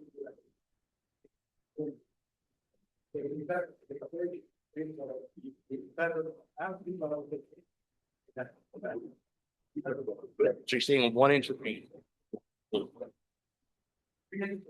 Right. Right now. Right.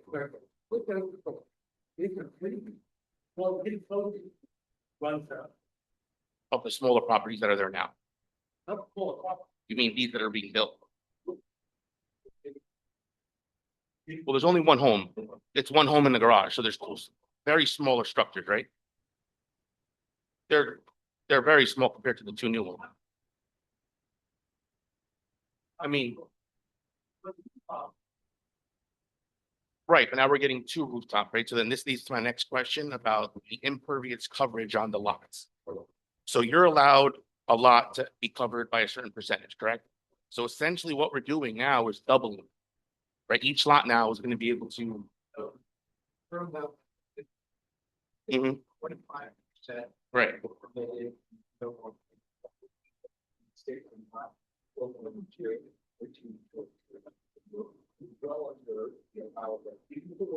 If it was one home, you're allowed 25%. So now you're at 28. Where you said 14, that's 28. So that's 28 change, right? the road there. So That's per lot. it's over, hmm we're allowed 25. So Currently, but when it's subdivided, they were like 25. Staff pool. 25. So it's not. it doesn't make story. That's not. We're keeping that time. We're keeping that out. So you're building one house, you're allowed 25%, right?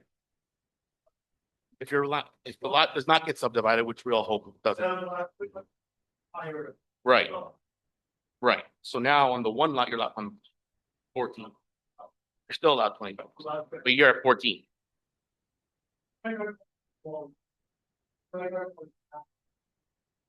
It still sounds like it's done, but okay. All right, I'm just worried about the water coming back. When we moved in, like my wife said earlier, everyone told us the water rushed to our backyard. The previous owner did so much drainage in our yard that when we did put our pool in, we put so much more drainage in to make sure that it's controlled. And so if all this, when it does rain bad, if we have a lot of storms, it's gonna come back. Thank you.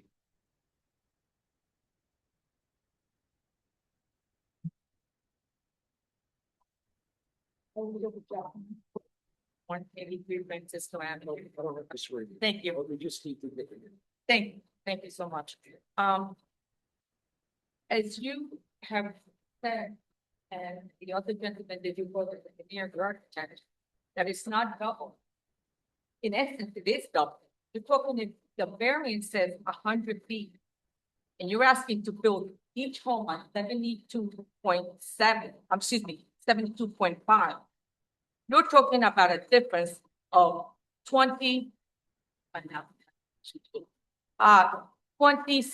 let's say 46 feet per house. But you're comparing what was there. We came, when we went to purchase those homes, we knew what we were buying. It was informed consent, everything was back what was there. You can't promise that if they do the variance, none of these problems that the concern, not even problems, they're concerns that are going to affect the value of our property, which is our greatest investment, is not going to occur. For someone who's going to gain financially, they decide to move in 1 month, 2 months, they still build houses. None of us had the luxury of doing that, but it devalues our house. And I ask for variance. This is the main crux of this variance. If it was allowed, then why are you requesting a variance? It's allowed. You keep on saying no, that it is allowed. And then you spout, so-called facts that this house was built on, it sits on a certain footage. The other one wasn't told consent. We knew it. We knew what we were buying. Here, you could put any hypotheticals and that, oh, well, yes, once you get the variance, if you put in clauses where it says it will not flow in that street, it will not overflow into 163 Francisco Avenue, it will not create harm to other people's property. I just ask of all of you, if you were in our place, would you want a variance of this nature? And for your property to be devalued? I leave you with that. We love this town, and like Terry said, we pay high taxes. And we chose to stay here. Even though at times it's been hardship for my husband and I. We made the decision. So I would hope that all of you do the just and fair thing for those of us who've been living there for quite some time. That we love that community and not destroy the landscape of that community. Thank you. Well, thank you. Anyone else wishing to come up? Is there anyone else left?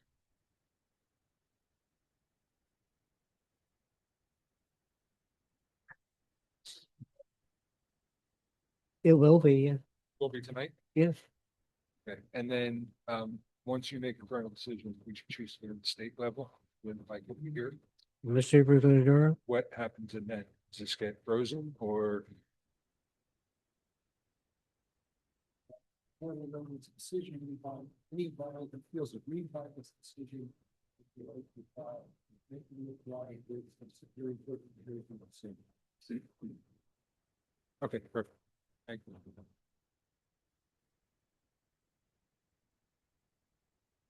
Anyone else want to approach the board?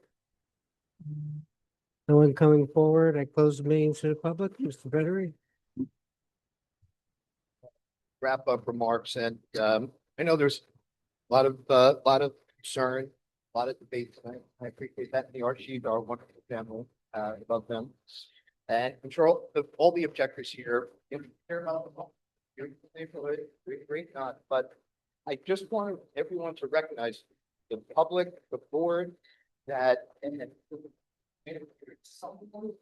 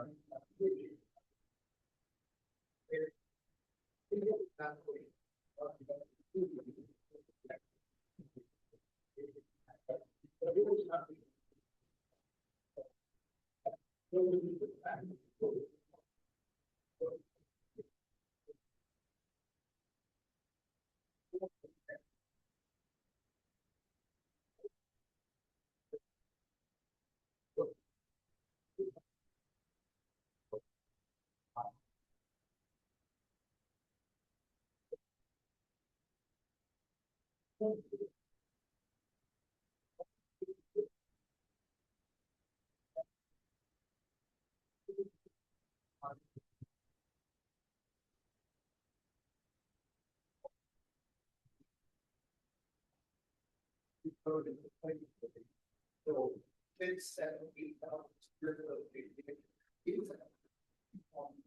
very lovely side.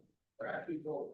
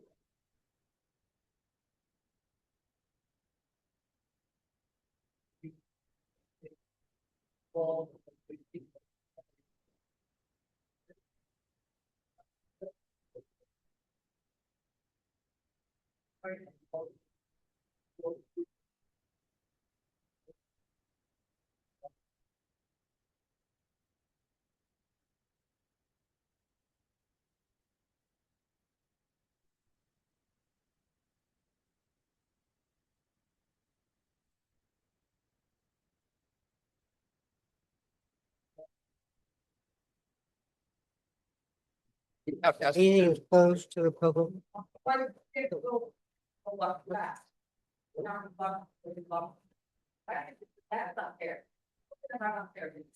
This is just a summary. This is typical of this book.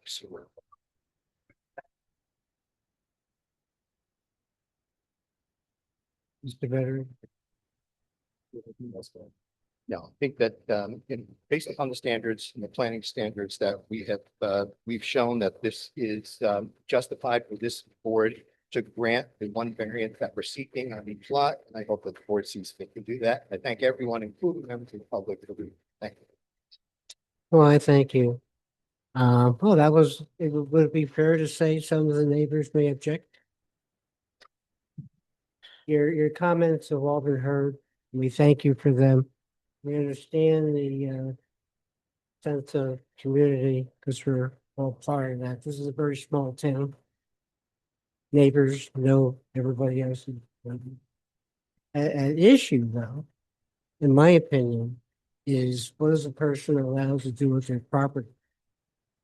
And that's something that has not been discussed, which I found a little bit surprising because they have rights to. This is all we were able. Any discussion from the board? Any discussion, any questions from the professionals? Comments, Mr. Professor, please. Board is being asked to do. So the board is being asked to bring a minor subdivision by the applicant. The appeal out says reference to the exhibit was testified to here tonight. There is one comments on property with three. Once the five is recovered. One of them is proposed lot.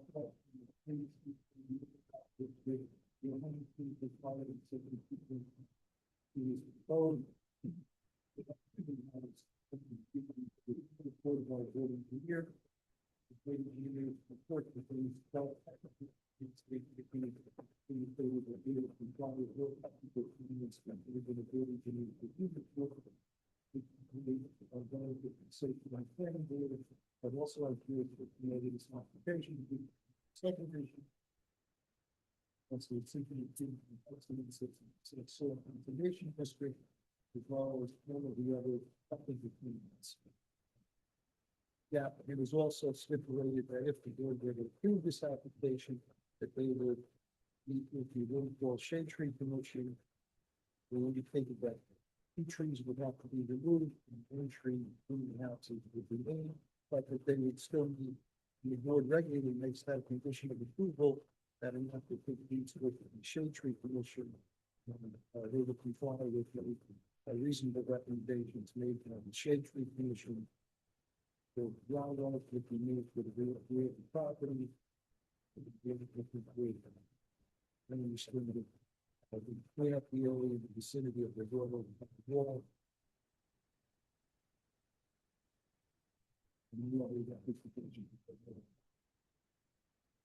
Very well. May I have a motion? Chairman, I'll make a motion that we approve the variance for lot width for the two parcels as articulated by our board attorney. May I have a second? I'll second. Please poll, any discussion? Please poll the board. Mr. Barry, Yes. Mr. Seaver, Yes. Procius, No. Lovell, Yes. Dr. Happy? No. Joel, Yes. Jordan, Andrew Kilpatrick, Chairman votes yes. The variance request is approved. Thank you, everyone. Before, I'm going to call a recess. But before I call the recess, our council person has to be recused for the next application.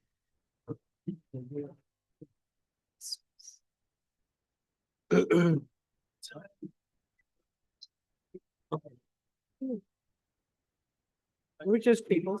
Yes. Oh, dear.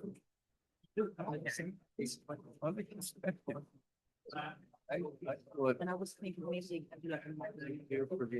I know. One is.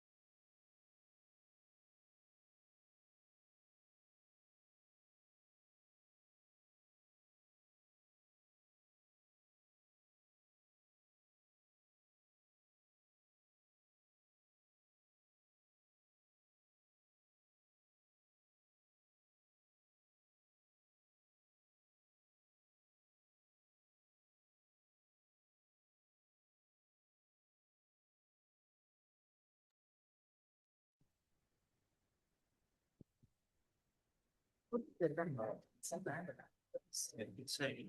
turn lane. Turn lane. It's not part of the application. Yeah. July 2nd.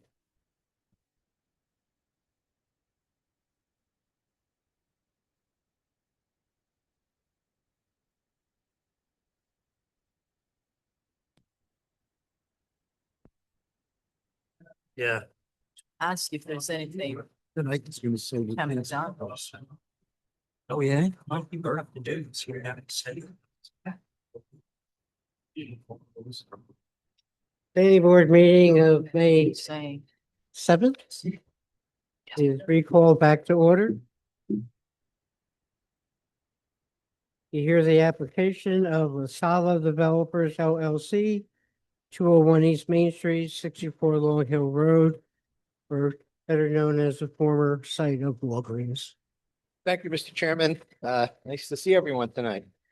John Vettery on behalf of LaSala Developers and also Frank J. LaSala, owner of the properties at 201 East Main Street, that's the former Walgreens, and 64 Long Hill Road, that is the duplex house that's located to the east. Mr. Vettery, I'm sorry, I should have said this before. Just to notify everyone, this meeting will end at 10 p.m., which is the policy requirement.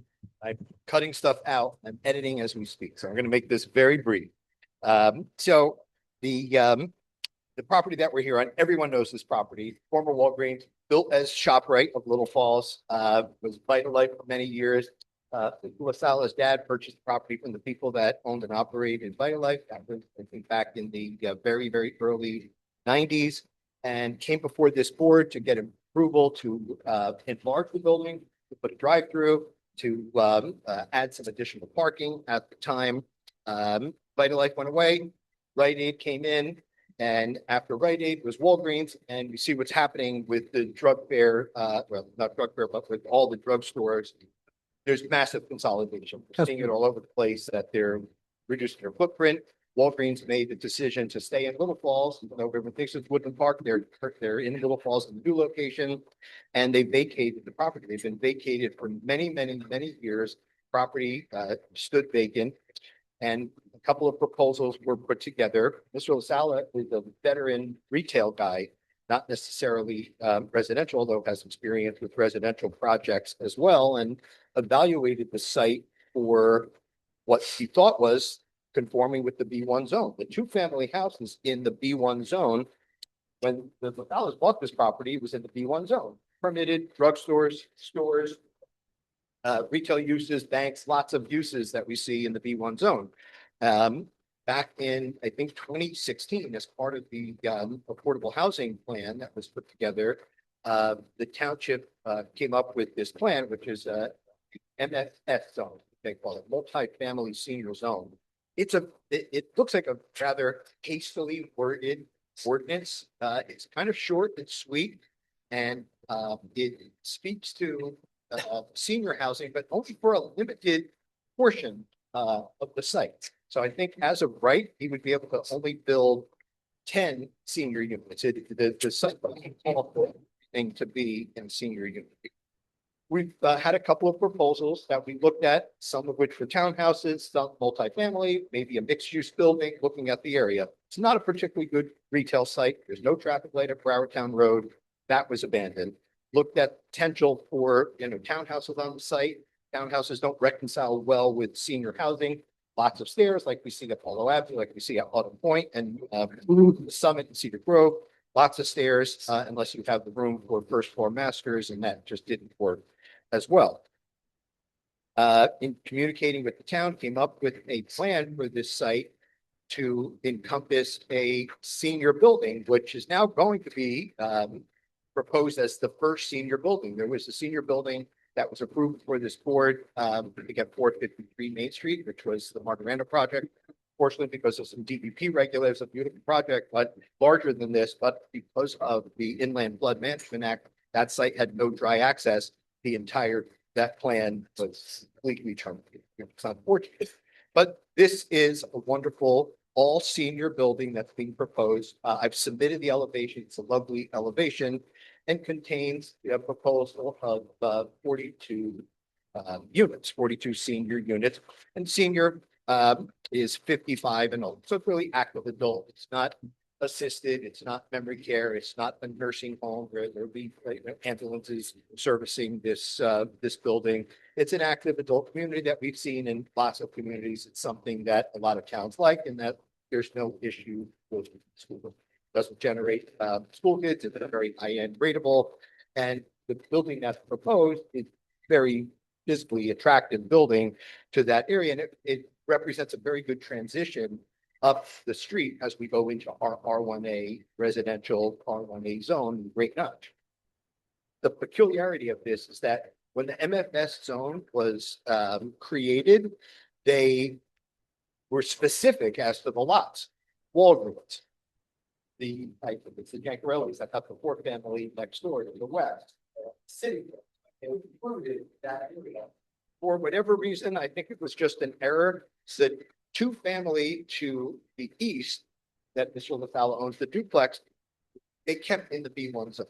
So if someone wanted to, you could build a store there with, offices or a bank or something that really doesn't articulate well at all with the neighborhood. So when Mr. LaSala acquired that two family, attempts were made, because the question is always asked, did you make any efforts to try to make this lot fully compliant by offering both of those other property owners? And Mr. LaSala made tremendous efforts in doing. That's what held this up for so long.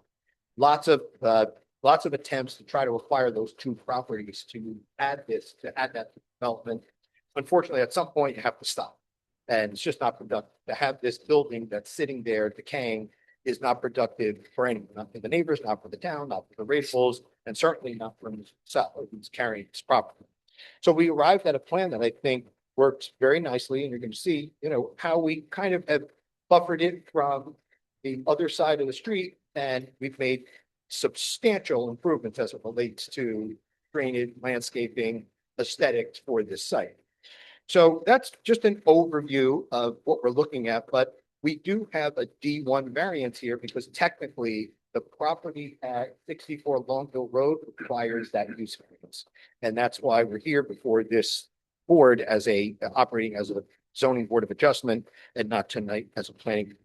So our lineup this evening, we've got a tremendous lineup of professionals here. The Appel Design Group has probably in North and not even just North Jersey, but North Jersey, Central Jersey, probably foremost experience for building these type of buildings. And look at their website, and it is, all the finest multifamily senior buildings being designed by the Appel Design Group. We have two architects that are with us this evening, Machik Marek and Tony Moya. Tony is the point person who has worked on this tremendously, and will be giving some testimony this evening. David Fantina, who I think you know. We've also put together a traffic study that was submitted to the board, and community impact, and environmental impact study. We have Connor Hughes from Dynamic Engineering, and our professional planner is Paul Bryant. So everyone could talk really fast. Maybe we can get through it all. So with that, Mr. Chairman, Shakey's.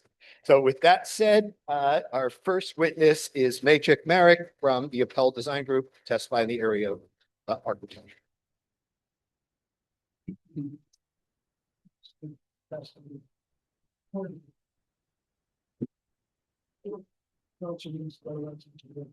name is Machik Marek, Marek M-A-R-E-K.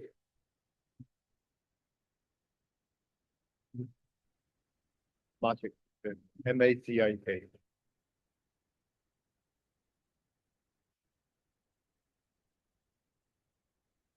My business address is 23 Reland Road in Forum Park, New Jersey. I am licensed architect in the state of New Jersey. My license is active and in good standing.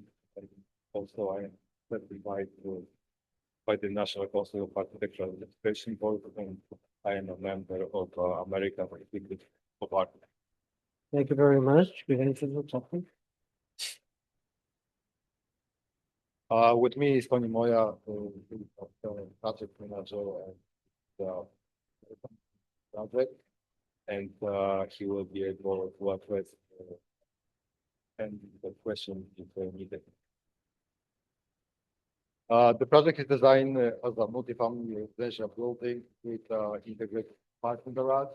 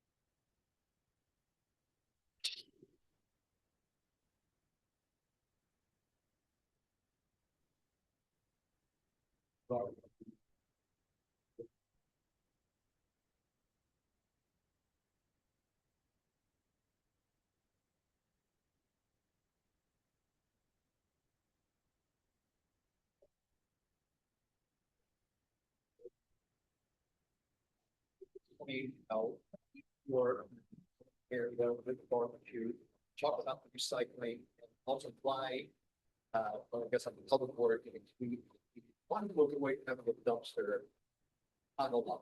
We wanted to have it somewhere enclosed. The adult design group with a lot of multi-family, recommended it worked very well. So that everything's stored, cycling, the garbage goes into the road, that's on wheels, and then it's scheduled twice a week for the dog to come, and the property manager will put out rather than have it on out dumpster, that's drive, the other street. So it's in the building, but it goes in the kitchen. Which requires, property manager to be on site an awful lot. It's professional manners, but they don't have to be there all the time, but, like, they'll be the full-time super at the property and have 40 minutes, this is. So. Okay.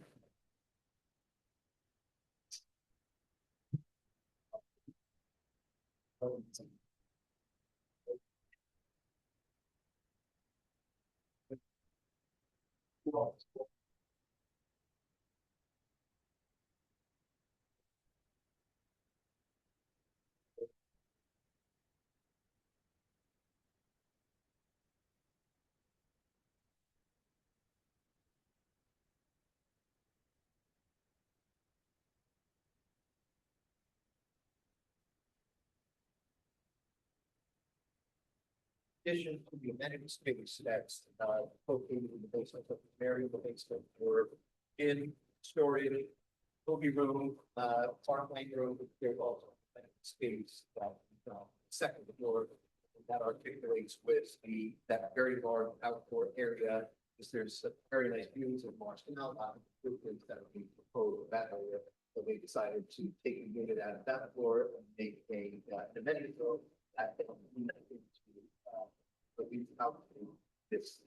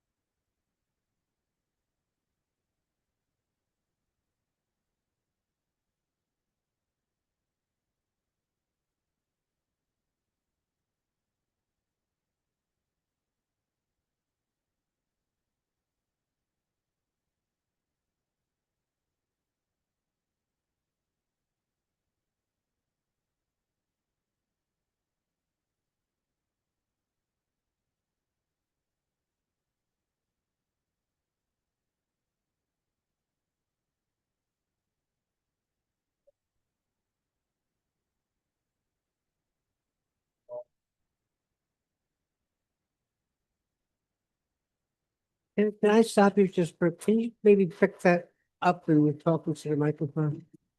We have a lot of board members that aren't here tonight, so they're gonna have to listen and they won't be able to hear. I just wanted to add that all materials are collected for quality and flow maintenance.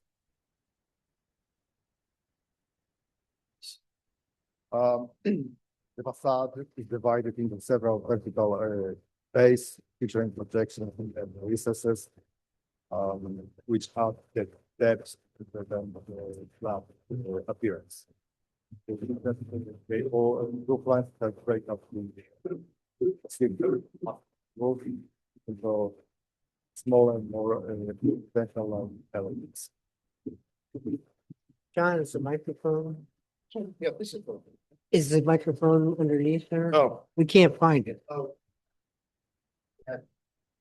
At the ground level.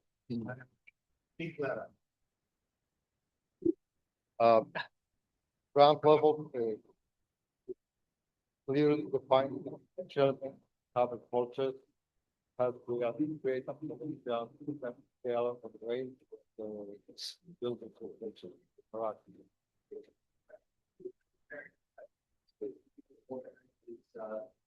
Setback. We have to create that corner, porch, which we thought, a lot of communities around the building successful. Stevens and the building that has something similar to that.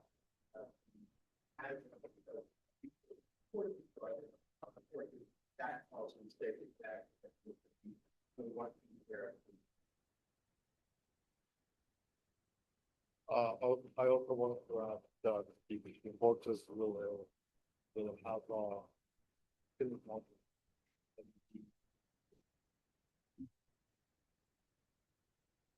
light fixture. I think they will have a proper illumination.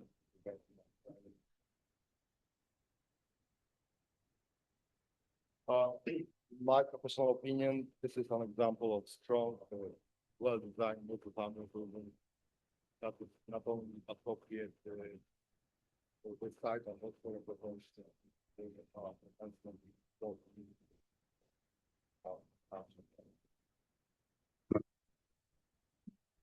What do you have for ingress, egress, fire hydrants? We have These are older people. How do they get out? Two staircases until I'm sorry? two staircases at the end of each leg of the building.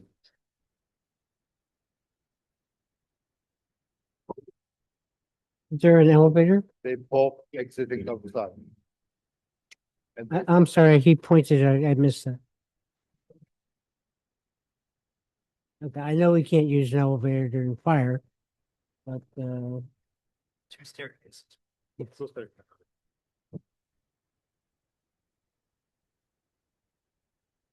any questions of the architect? Just, Mr. Barron, thank you, Mr. Chairman. Is any signage proposed? Is that part of your purview? Dave's gonna cover it? Okay.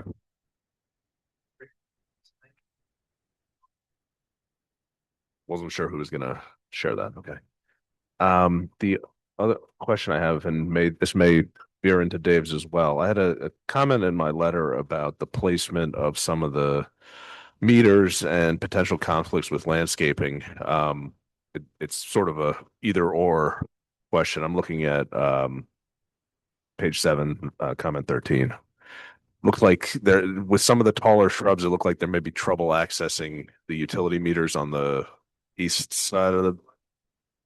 Yeah, so from an architectural standpoint, uh, from an architectural standpoint, are the meter locations fixed or are they movable depending on what you need? Oh,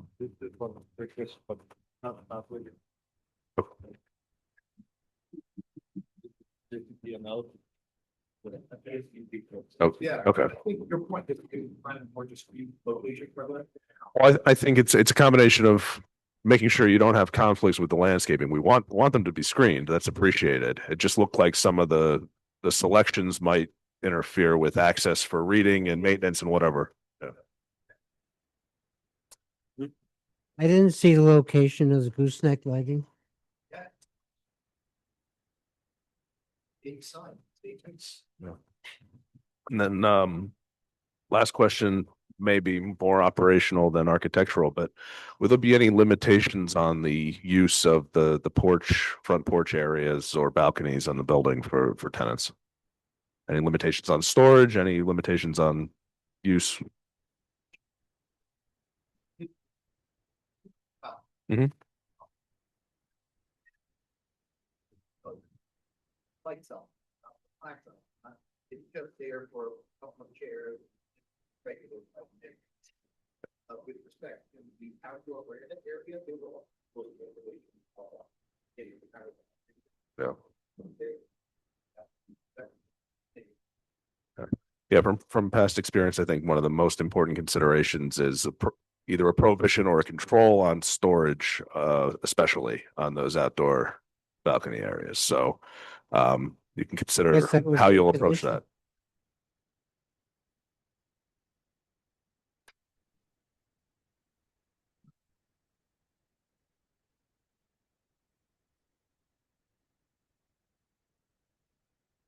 Sorry, I'm updating my conditions.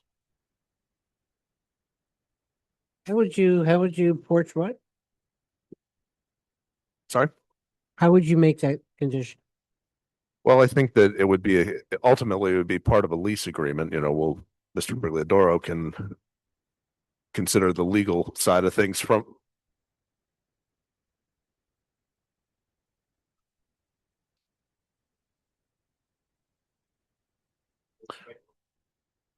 Okay, these are for sale units intended to be? Okay. If they are for sale, would the affordable units also be for sale? Okay. This isn't an HOA.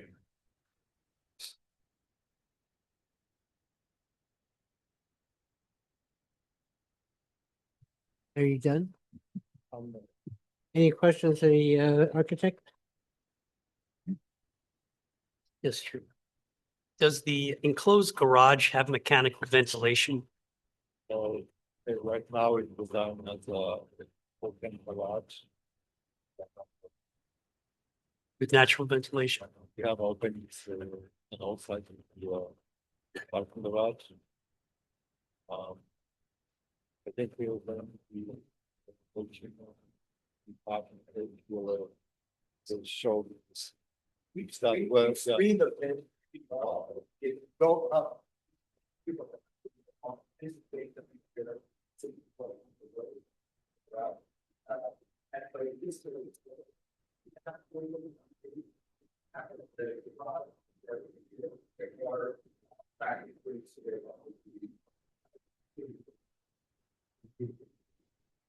And the garage and all the residential units are fully sprinklered, right? Right. Any electrical vehicle charging in the garage? Not, it's not a great question. We have. Outside the, right.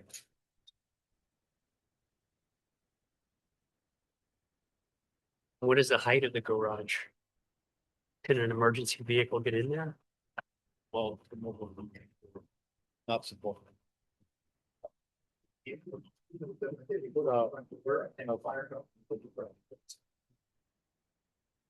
height of the garage, they will drop down more from the ground.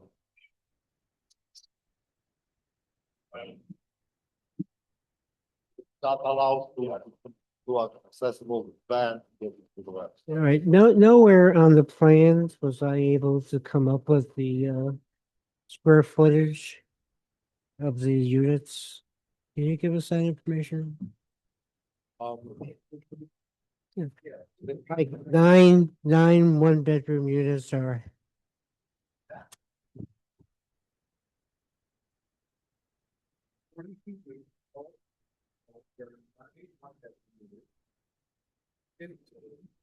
One bedroom within, 6 2-bedroom units, and 12 2-bedroom. Square footage. So we have a range of one bedroom range from approximately 685 square feet. Then we have 880 for one bed with den, and the range for a two bed with den is 1145 and 1340. Chairman of all people. Yeah. So, maybe problems on the layout. So. That's correct. Rainbow.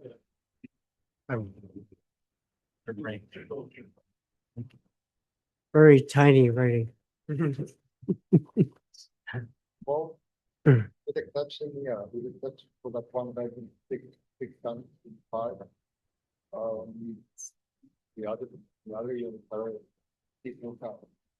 You're good. Well, seniors, sometimes you have single seats seniors living by themselves, and that size would be fine. Thank you. Any other questions of the board? One question regarding the parking. I don't know who's going to answer that. Who's going to address the parking? Now or later?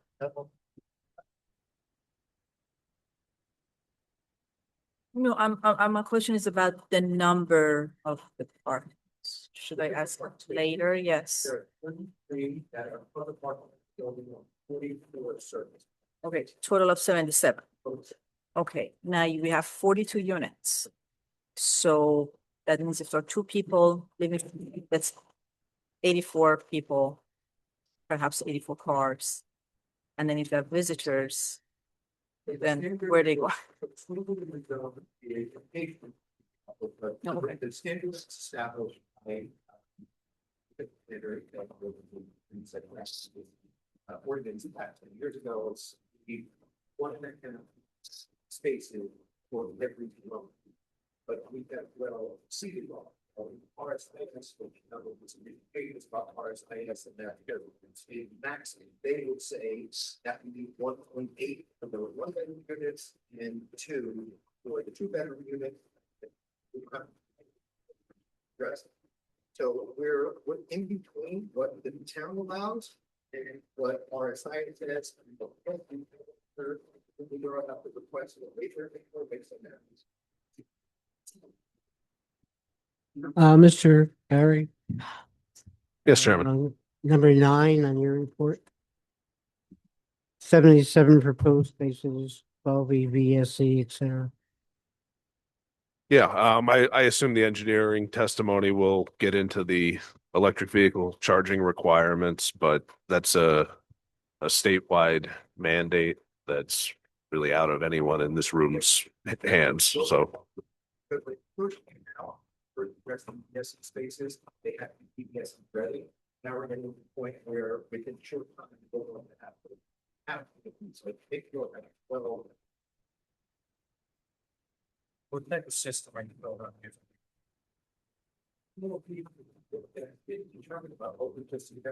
No, the reason I asked is because if it's open, right, the public.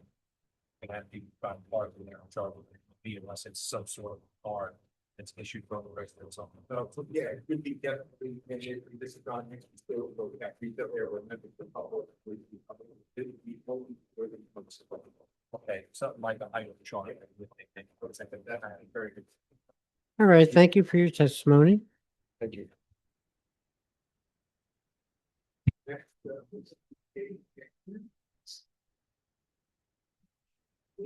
Like, still understanding, but we're not 30 minutes.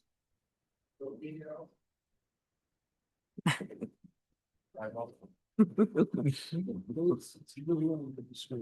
If you swear from the testimony. I do. David Fantina at President Frank, Antina, 15 Sunset Drive, Plymouth, New Jersey, professional engineer. Thank you very much. We just want to thank Mr. Kolar, just give a lot of communication to you gentlemen. Really very, very helpful. So, thank you. He's been very helpful. As a matter of fact, I don't ordinarily start this way, but I may show an exhibit before I show the plans. I think it's relevant. There were some real professional issues that Mr. Kolar raised. One of which was the primary access to the site, and that median that we like is because maybe gave us opportunity for some upgrading. We might have to just did not work as a result of the fact that the property owner 177 East Main with over the Gangrelli, they have an easement and allows them to access the property. They also park there, and by having that meeting in the middle, it would have forced them to back out, go through our site, come around and come back out to get the East Main, as opposed to just eliminating it and having like a previous patching in the area. That's when agent explained by doing that, we've actually picked up there 8 feet green space in the front, and we'll put the trees that we put on the medium. Yeah, the embarrassing thing is I should have seen those. So we are eliminating the The Boulevard's being eliminated. I have about 10 copies of that. It's an exhibit. It's simply quote title exhibit stated for Let's mark this as exhibit A1. David's going to describe the exhibit. That the exhibit, show all the conditions. We can change some other information on it as well, but basically it shows the proposed conditions. We've changed it, we've taken out the boulevard entrance, as was just said.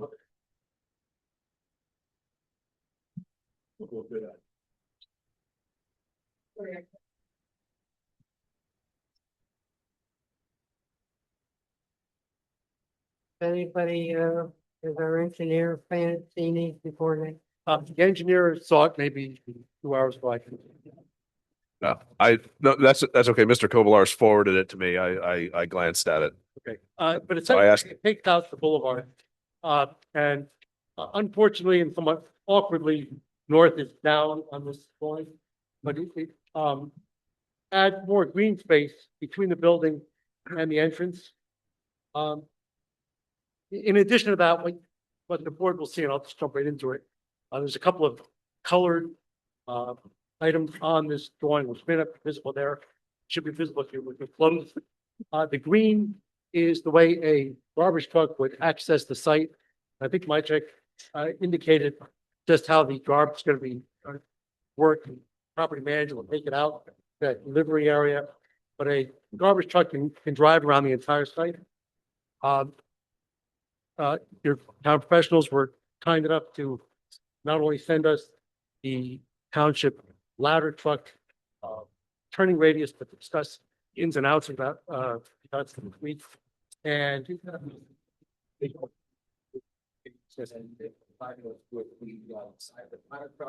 and showed us also an exhibit that was part of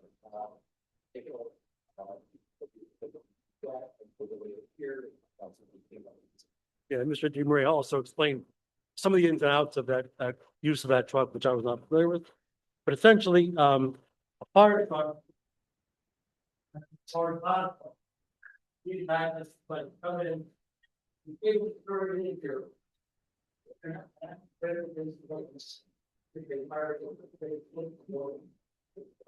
Slow. Get out here and have that.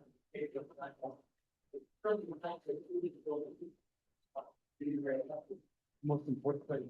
So this exhibit, among other things, shows that a garbage truck can get around the entire site, and that fire truck can get in and out. And I'll just, to complete the exhibit, the monument sign, which really came from the architect's office, is shown on the upper right in the detail. The monument sign. The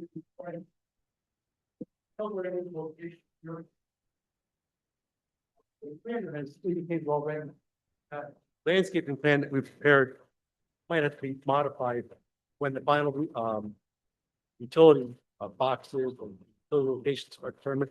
And that's absolutely correct. We'd also have to do some modification to it for that monument sign. We'll move some bushes around. And then Mr. Koblar has also indicated correctly, that we have to show the site triangle and make sure that there's no foliage that would be. So that'll all be.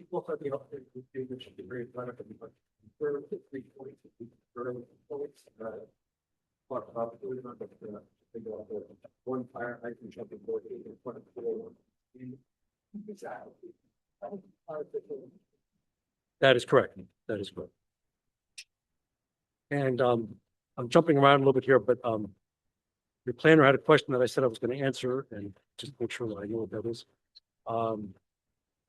The landscaping, I spoke to someone from Bell's office a couple times. Switched now to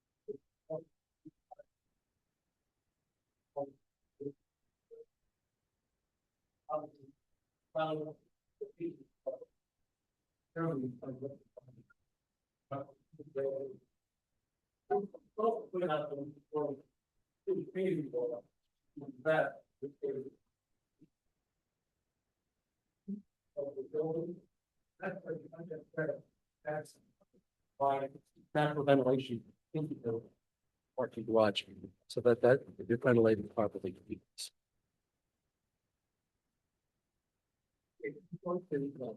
So we're proposing, we've spoken to a lot of the neighbors, Hudson Street, from currently the cars. That far, right up in the fence. We're proposing, very back.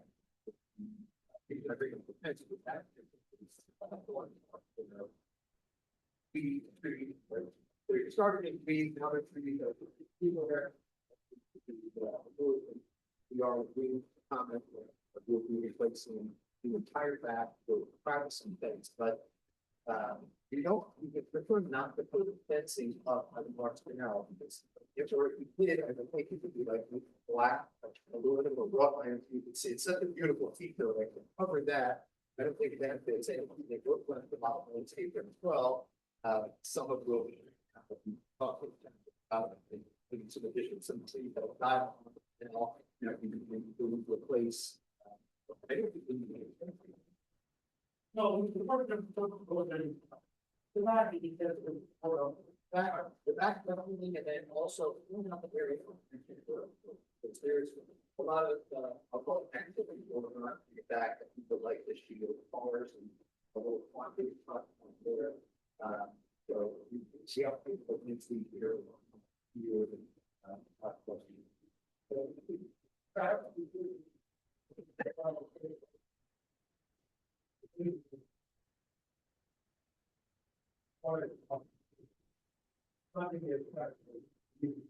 Just want to bring out, they didn't prepare this in the way that if those properties, one or two of them, but we could back the board with some. Don't get them. Whose fence is outside the, right along? Chain link fence, right to your. Yes, who's fence, right up, yeah, that's it. There's a fence up now? It says chain link fence inside the right of it. It's probably, to me, apparently, You'll be getting rid of that fence? I would propose more trees rather than any fencing. That's what I was. I would rather take all of it.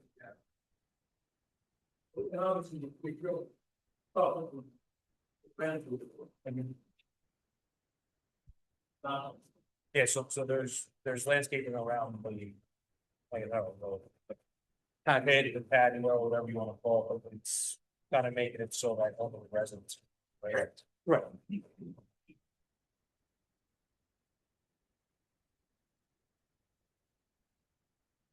And I did say that, in the back is, there is a variance for minimum.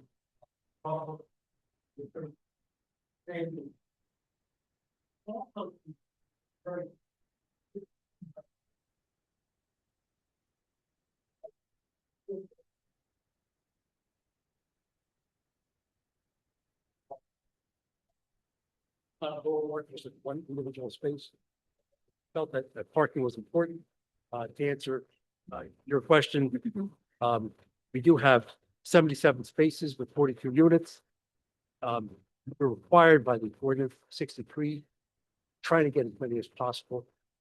Obviously, we need as many as possible because, you know, the question always comes up, I have to get parking someplace. The senior development, you know, expect large parties, but there's really no other place to park. Nobody's going to park on the roads. It's not possible. So we're trying to get every parking space on the site that we can.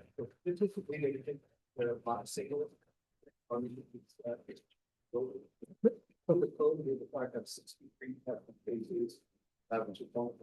We're providing 77, which are about 1.85.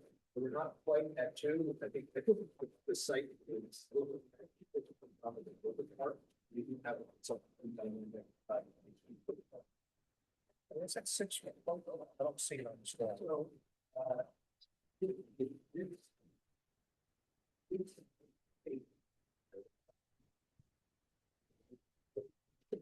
Oh, you're saying the space people. Okay. I thought you said 6 foot wide parking spots. Okay. Fair enough. Thank you. Just one note on that variance, the way it's written in the ordinance, it doesn't specify just parking spaces. It says parking or pavement. So I would interpret that as the drive aisles as well. So it's pinched a little bit along the inside of the L where that drive aisle is. You're at 6.5, 7 feet throughout that area, but just so clear on what the ordinance is calling for. Right, it's the ordinance says parking or pavement, so to me that's parking spaces as well as the drive aisles that serve them. So in yeah, learn your lesson. Right, I think I'm interpreting it as motor vehicle surface. So let's, you know, we'll operate under that assumption, but it's a relatively minor bit of relief. The other thing that's peculiar about it is that we actually have one drive rating in the building. So 0 at 1. So do we meet the requirements for parking or not? We do. According to the township, we exceed them. According to RSIS, we are below them.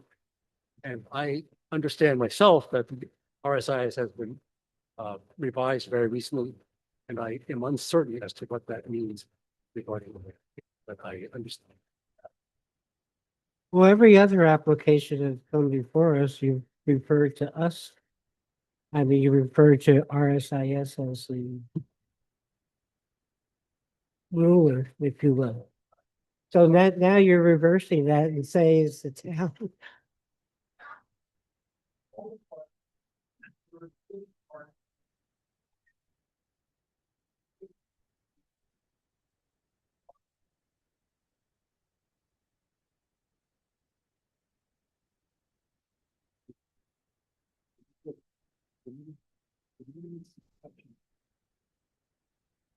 So, yeah.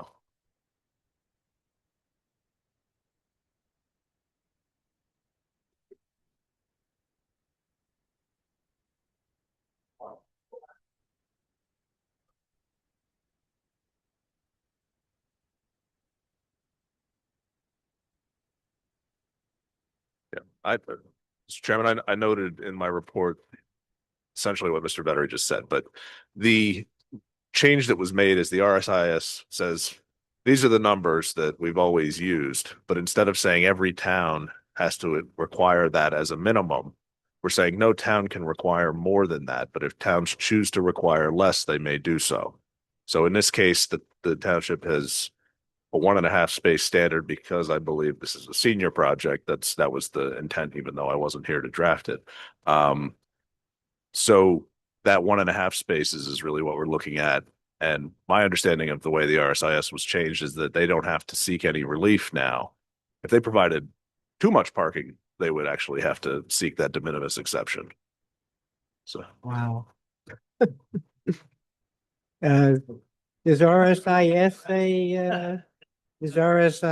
a 10 by 20 or 9 by 18?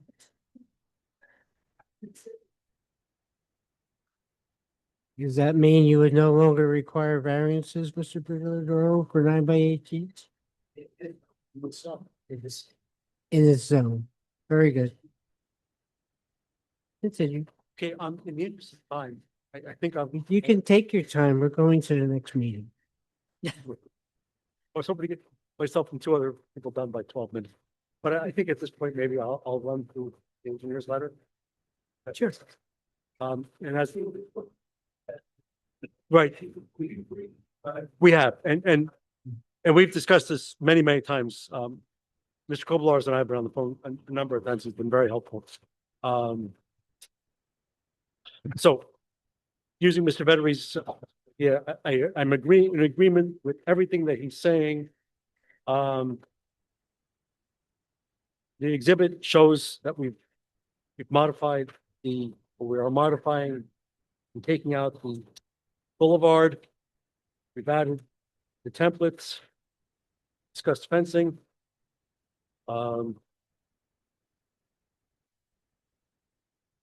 He had asked if the underground detention basin, the pipe is going to be perforated. It is going to be perforated. We did soil testing. He's right. The permeability of soil is slow. It's less than optimal. And he had a couple of comments regarding that. It was item number 19, where we discussed it. It may be possible that dry well underground system may get slightly larger. I have to provide more information on that.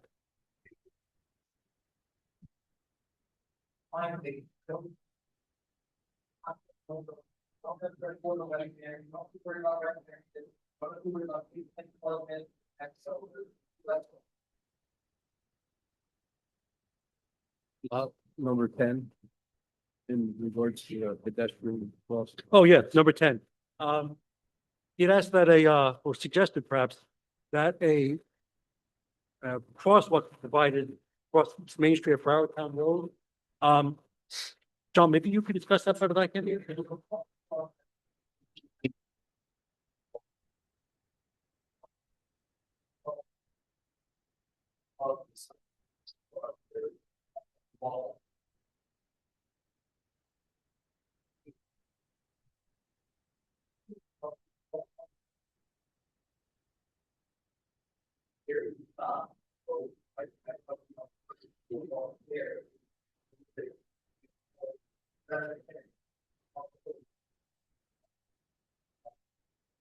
Plus there is a crossing for the high school as well, which is with a pedestrian button as well, so it was more of a suggestion. There's a depressed curb ramp. And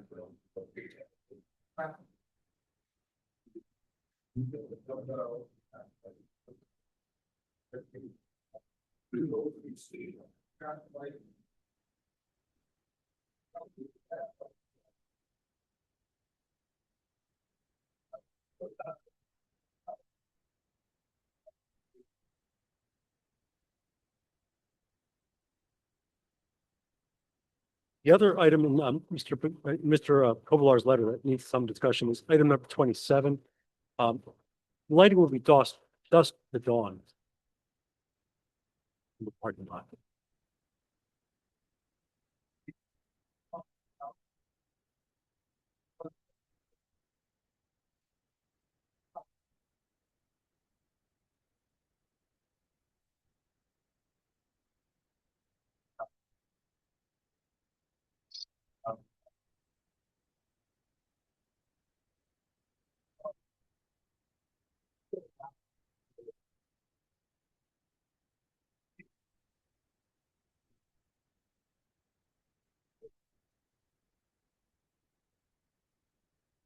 Yeah, certainly. And the traffic engineer can discuss that, but obviously taking those curb cuts away from the intersection is good thing. The rest of his items, I'm in agreement with making those changes. Can we discuss 25 pavement? Yes, we'll give them the thicker. You what? We'll agree to a thicker pavement specification. Anything on here that I did not specifically discuss, I will agree to. Anybody keep track of everything he specifically discussed? Because I didn't. The only thing I discussed, the only items I did discuss were, item number 10, as he said. Well, let me just say, item 7, I provided on the exhibit. Yes, Item 8, I provided on the exhibit. yes. Item 10, we discussed.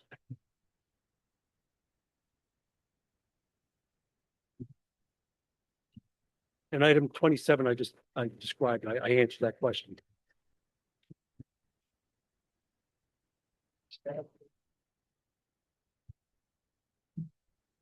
Saying yes there. That's. Sometimes we have to verify. Verify. And that's, I think, all I have.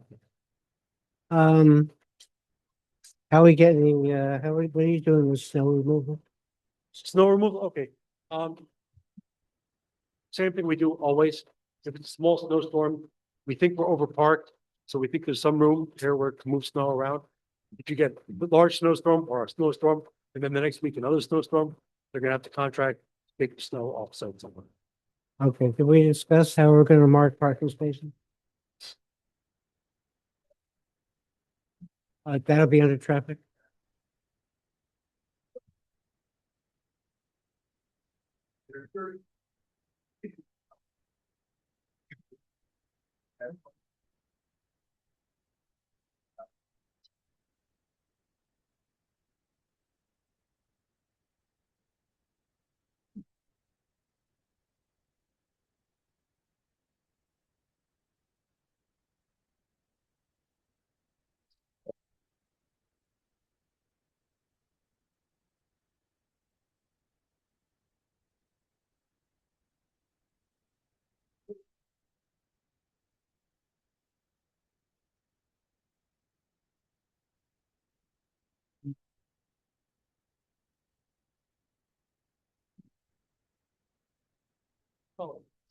Is it just on the sign?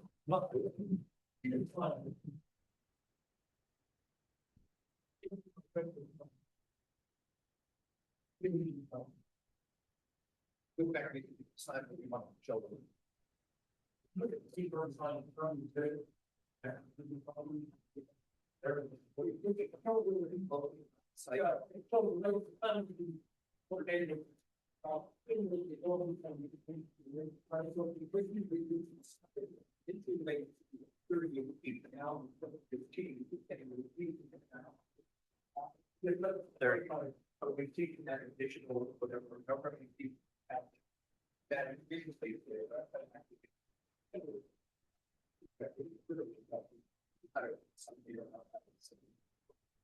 Let me know this is better. If you check that, if it's straight, they have to listen. Well, they have to, yeah.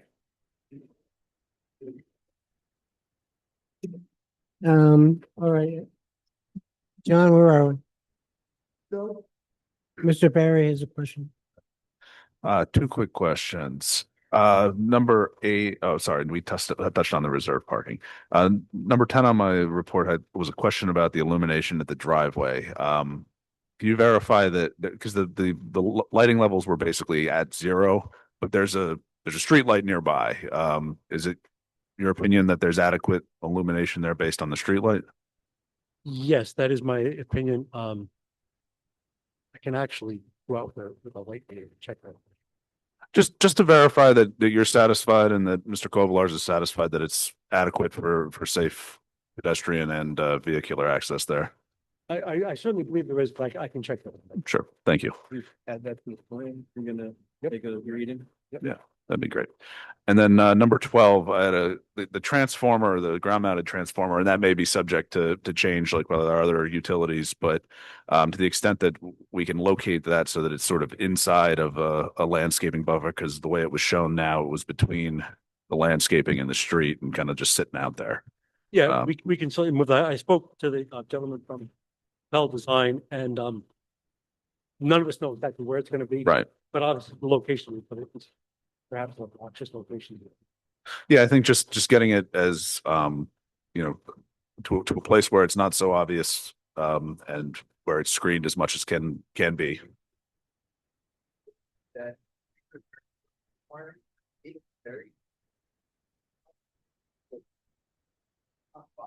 So if you notice, like even if we're 35 feet, that's still buried, but they won't let you bury it. They have this box that's. Yeah. So let's say any boxes, utilities or otherwise, we get some landscaping incorporated to try to shield them and blend them into the site. Yeah, we'll certainly wherever those things end up, they'll be landscaped. We can agree to that. Any additional questions for Mr. Fantino? Okay, I'm gonna call it end. But before I do that, and it's probably good that we do it now, so you have until next month to reconsider some things. First of all, one of the duties of the, one of the concerns of the planning board is protect all the neighbors to minimize the effect that might have them visually or what have you. So we have I was talking with our vice chairman, we did this ordinance in 2017. And we think that at that point, we thought you'd be able to make the purchase of what is now the four-family house next door. And we couldn't. And that's a shame because it would have been so much bigger, so much better. It's actually a narrow lot, but yes, it's not a very attractive building. It would have been nice if we tried. Exactly.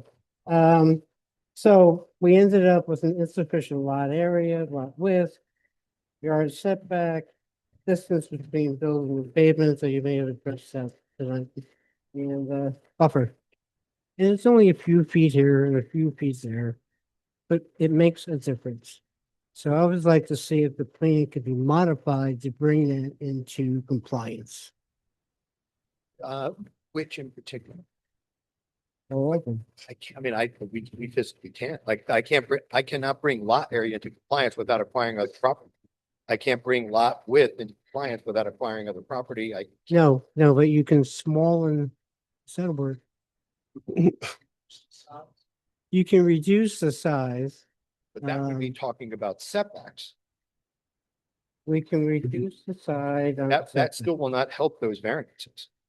Like, I can't, like, I agree with you, when they created this, first of all, I think that when they created the zone, that it was an omission that 64 Long Hill Road was not included. Doesn't make any sense to leave one property. I don't want to speak for your planner, but I think our planner certainly agrees, and I think your planner might as well, to have one property in the B1 zone. So you have a full residential neighborhood up the hill, and then you have a new residential neighborhood, and then you've left one property as a B1 zone. I think it's just an omission, but I don't know that to be the case, but I'm guessing that probably was an omission. But I don't think it would be fair to penalize the applicant to try to acquire. He's tried for 2 years to buy these other properties, and it's not benefiting anyone. Like having a vacant building and having a two-family that is not in good shape either. I don't think benefits anyone. And that's why we tried, when we looked at this plan, we said, you know, what's a successful project in neighborhood that from our standpoint, I think go back to 135 Stevens, and we spent a lot of time with this board trying to determine how far back should we go. Remember, it was like 9 feet in the road. We wound up at 18. So I said on this one, no variance, well, except for the front porches, no variance whatsoever. Now, we could eliminate the front porches. I think they add a lot to the look of the building. I'm more interested in the buffer depth, In the what? buffer depth. You're 6.5 feet short on the buffer. So the buffer in the rear? So the front, so the front, where the porches are, we're, I guess, 4 feet deficient. We need 25, we have 21. But we've made up for it with like the actual amount of green space that we've created on the site is, I think, commendable from the applicant. Also, the density wise, like our density on the site as per the requirements, so we would be able to have under your code 47 units. So we've cut back 5 units to make room for nice amenity space, to make the outdoor area. And that was, I think, a benefit of this application as well, like reducing the density. Sound like a planner? No, we have a great planner here. And I don't steal his thunder. I was trying to All bring right. him in when I was. If I understand you correctly, you're unwilling to make any modifications to the building. I mean, we have a very cooperative applicant here. That's not what I'm hearing. I know, I don't know what change I mean, happy to hear suggestions from everyone. I don't know what change that I would be, aside from, we could eliminate the front porches and that would get rid of that variance. I like the front people. It will cause issues because, you know, we don't want people They're gonna drying be towels. on. heavily regulated porches. But I think they are nice. And, you know, a lot of the criticisms that we hear about multifamily buildings that have gone up in this town and others is too close to the road, too close to the road, too close to the road. And I think this one, we're not even taking credit for the right of way we have. We're gonna have all new, brand new sidewalks, large street trees in the front, and we have a nice, generous right of way as well. And then we're still 25 feet back, and we buffered it by the canal. We're making lots of improvements there. But I think the improvements can be made by making some enhancements. I don't like none of the, if we make any reduction to the building, it's not changing any variance, not changing density, it's not changing setback. It wouldn't make any improvements. Unfortunately, if the neighbors changed their mind and said, hey, we want to sell, but I just don't think that that's happening. And like I said, again, I don't think this has gone on. This has been vacant for a very long time and it's an eyesore. Which means you're agreeing to do what? Nothing. No, we're agreeing to make, I think the application speaks for itself, and it's the result of dialogue back and forth with the community. We're willing to put more trees in. We're willing to take the recommendation, Mr. Kobelar's, to put all brand new fencing in. We're willing to make lots of enhancements, but brand new, the entire front will have all new sidewalks. That's an enhance, like we've made a lot of enhancements since this was submitted. Remember, this was submitted a long while back and then modified and then. Totally changed. Yeah, but I mean, lots, but that's, you know, changed for the better. In my opinion. But Change, yeah, less dense, less units. I think, you know, all senior, that was a big change that, you know, frankly, the applicant didn't love. That, you know, most developers don't want to have a fully age restrict. They'd rather have the flexibility to have the market rate. Okay, well, you can leave that for your planner. So, yeah, we're willing to make, you know. Well, take a look at it and see what you can do to improve it to maximize the site Yeah, for a little understand while. on paper, when you look at it, like, oh, there's a variance for lot area, and there's a variance. I'm going to, Yeah, okay, you're shutting me off. I'm going to ask for a few conditions, which I think you should discuss with, you know, the owners, prior to the next meeting. We have an issue with left-hand turn. We're gonna have a bigger issue. So we would like to see a passing lane placed in front of the, turn on to, Broward Town. So, yeah, this has come up in the past and, we have no objection to that. So what you're saying is if I'm heading up Mill Road, cars stack. And when people are trying to make a left on Broward Town and saying that the township would like to have the ability for, passing.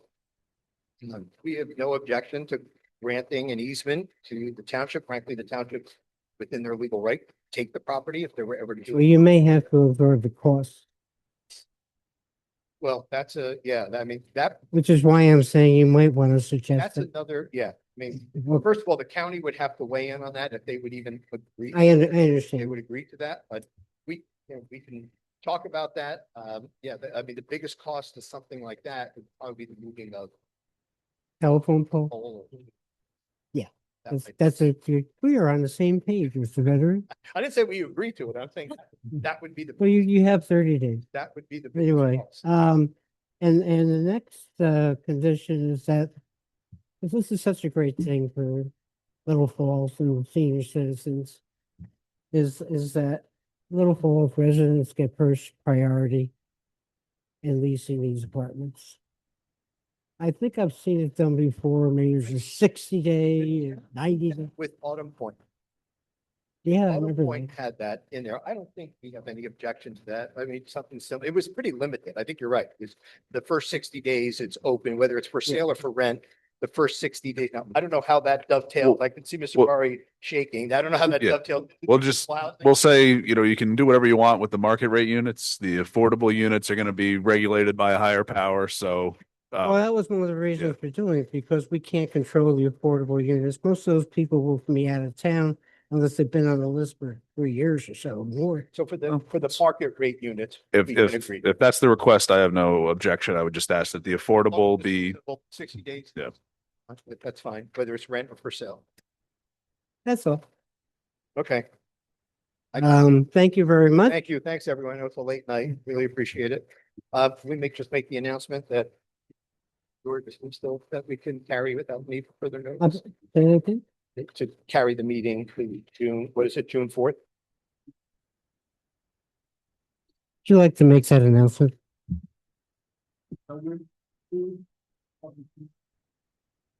Developers. Here to be Q4. Everybody's interested in that matter, should be noticed if it is up front, and then for the notice involved. Yeah. With the public, with the station. June 4th, so. Well done. All right. Chairman, if I may ask, do you think it's necessary that we need to bring the architect? We're going to have Mr. Fantina come back. I think we've concluded on the architectural testimony. I think it would be okay that we not. I would think it would be Yeah, we okay didn't- not no, to no, accept forget the it. Mr. public Monroe's has right. not No. been able to question them. Yep, sorry, guys. Are there any members of the public here? Just out of curious, hi, George. He said that. No. That's it. Okay, George. thanks a lot, everybody. We'll see you. Also, so we'll conclude your presentation for this evening. But just, notice to everyone, we will not be meeting in July because of the 4th of July being so close to our 250th anniversary. So there'll be no meeting in July. Thank you. Thank Any old business? Any new business? Can I have a motion for adjournment? Second, second. all in favor? All right.